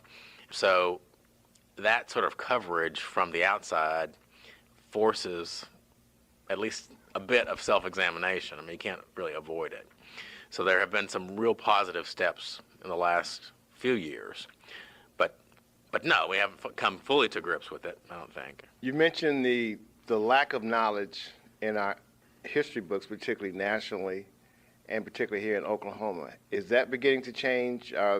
Those that are writing the newer editions of history for the state of Oklahoma are coming to grips to this took place, these are some of the reasons why it took place, and to be a true citizen of the state, you need to know this? Well, it's not where it ought to be, let's put it that way. And part of the difficulty is the nature of the way textbooks are adopted, and textbooks that get adopted tend to be textbooks that are the least contentious, the least controversial, that are sort of the lowest common denominator, which is really sad. But as we began to fully discuss and debate what happened here in Tulsa, I think that we can also understand the importance of teaching kids the true history. I tend to quote something that Dr. Maya Angelou said that I think is profound and certainly apropos in this situation, and that is, our history, despite its wrenching pain, cannot be unlived, but if faced with courage, it need not be lived again. So the whole point in teaching the accurate history is so that we learn from it and we don't repeat the mistakes of the past. The building of the Cultural Center really started in the 70s. The Model Cities program, there was a lot of community effort put forth to try to preserve some of the legacy of Greenwood. There was a fundraising drive, and this community, the black community, raised $100,000, and then there were foundations and corporations and so forth who raised additional dollars to ultimately build this. And early 80s is when it was built and was expanded. Subsequently, there's a big room that's just to our west called the Opal Dargan Renaissance Hall that people from all over the community use it for proms and for, I think last weekend or weekend before last, there was the Indian Arts Festival was held in the Cultural Center. So it's not just a black thing. This is a community resource. The same is true with the history, though. The history is not a black thing. It's a Tulsa thing and an Oklahoma thing and an American thing. And that's why it needs to be included in the regular curriculum. It's well and good to have supplemental resources like my books. Of course, I want to sell my books, but I also want the history included in the regular curriculum and not as sort of an afterthought or a supplement. I mean, this event that happened here, the riot, is the worst riot in American history. This community that was devastated by the riot and subsequently rebuilt, Black Wall Street, was one of the most successful black entrepreneurial communities in America. Now, if we're teaching history, how can we not teach that? Once they somewhat got past those days of carnage, how did the city of Tulsa, and particularly the Greenwood District, rebuild itself? The city of Tulsa was not particularly helpful in terms of the rebuilding. There were a lot of promises made by the chamber about reconstruction and so forth, but the evidence indicates that the chamber did things like turn away financial donations that were coming in from around the country, on the premise that we can and we will take care of our own. We'll handle this. We don't need your help. That kind of thing. There was an effort to change the fire code to make rebuilding more restrictive in this area. There was a lot of land speculation. There was desire for this land to create a railroad depot down here, an industrial park. There was the editorial 3 days after the carnage in the Tulsa Tribune that said, such a district as the old nigger town must never exist in Tulsa again. So all that kind of stuff created seemingly insurmountable odds, but the black community was able to rebuild largely, on its own. There were some contributions from black organizations. The NAACP in New York City sent financial contributions here. Other organizations did. People's family members supported them. The American Red Cross took care of the immediate needs and did a great job providing food, shelter, and clothing right after the riot. But it was largely an effort of this community to save itself. Those that left, did their offsprings come back, or did they come back? Well, you know, there's a great story here about leaving. And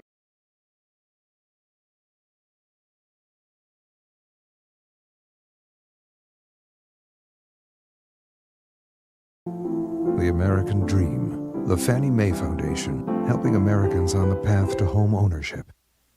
It's not just African American history, it's American.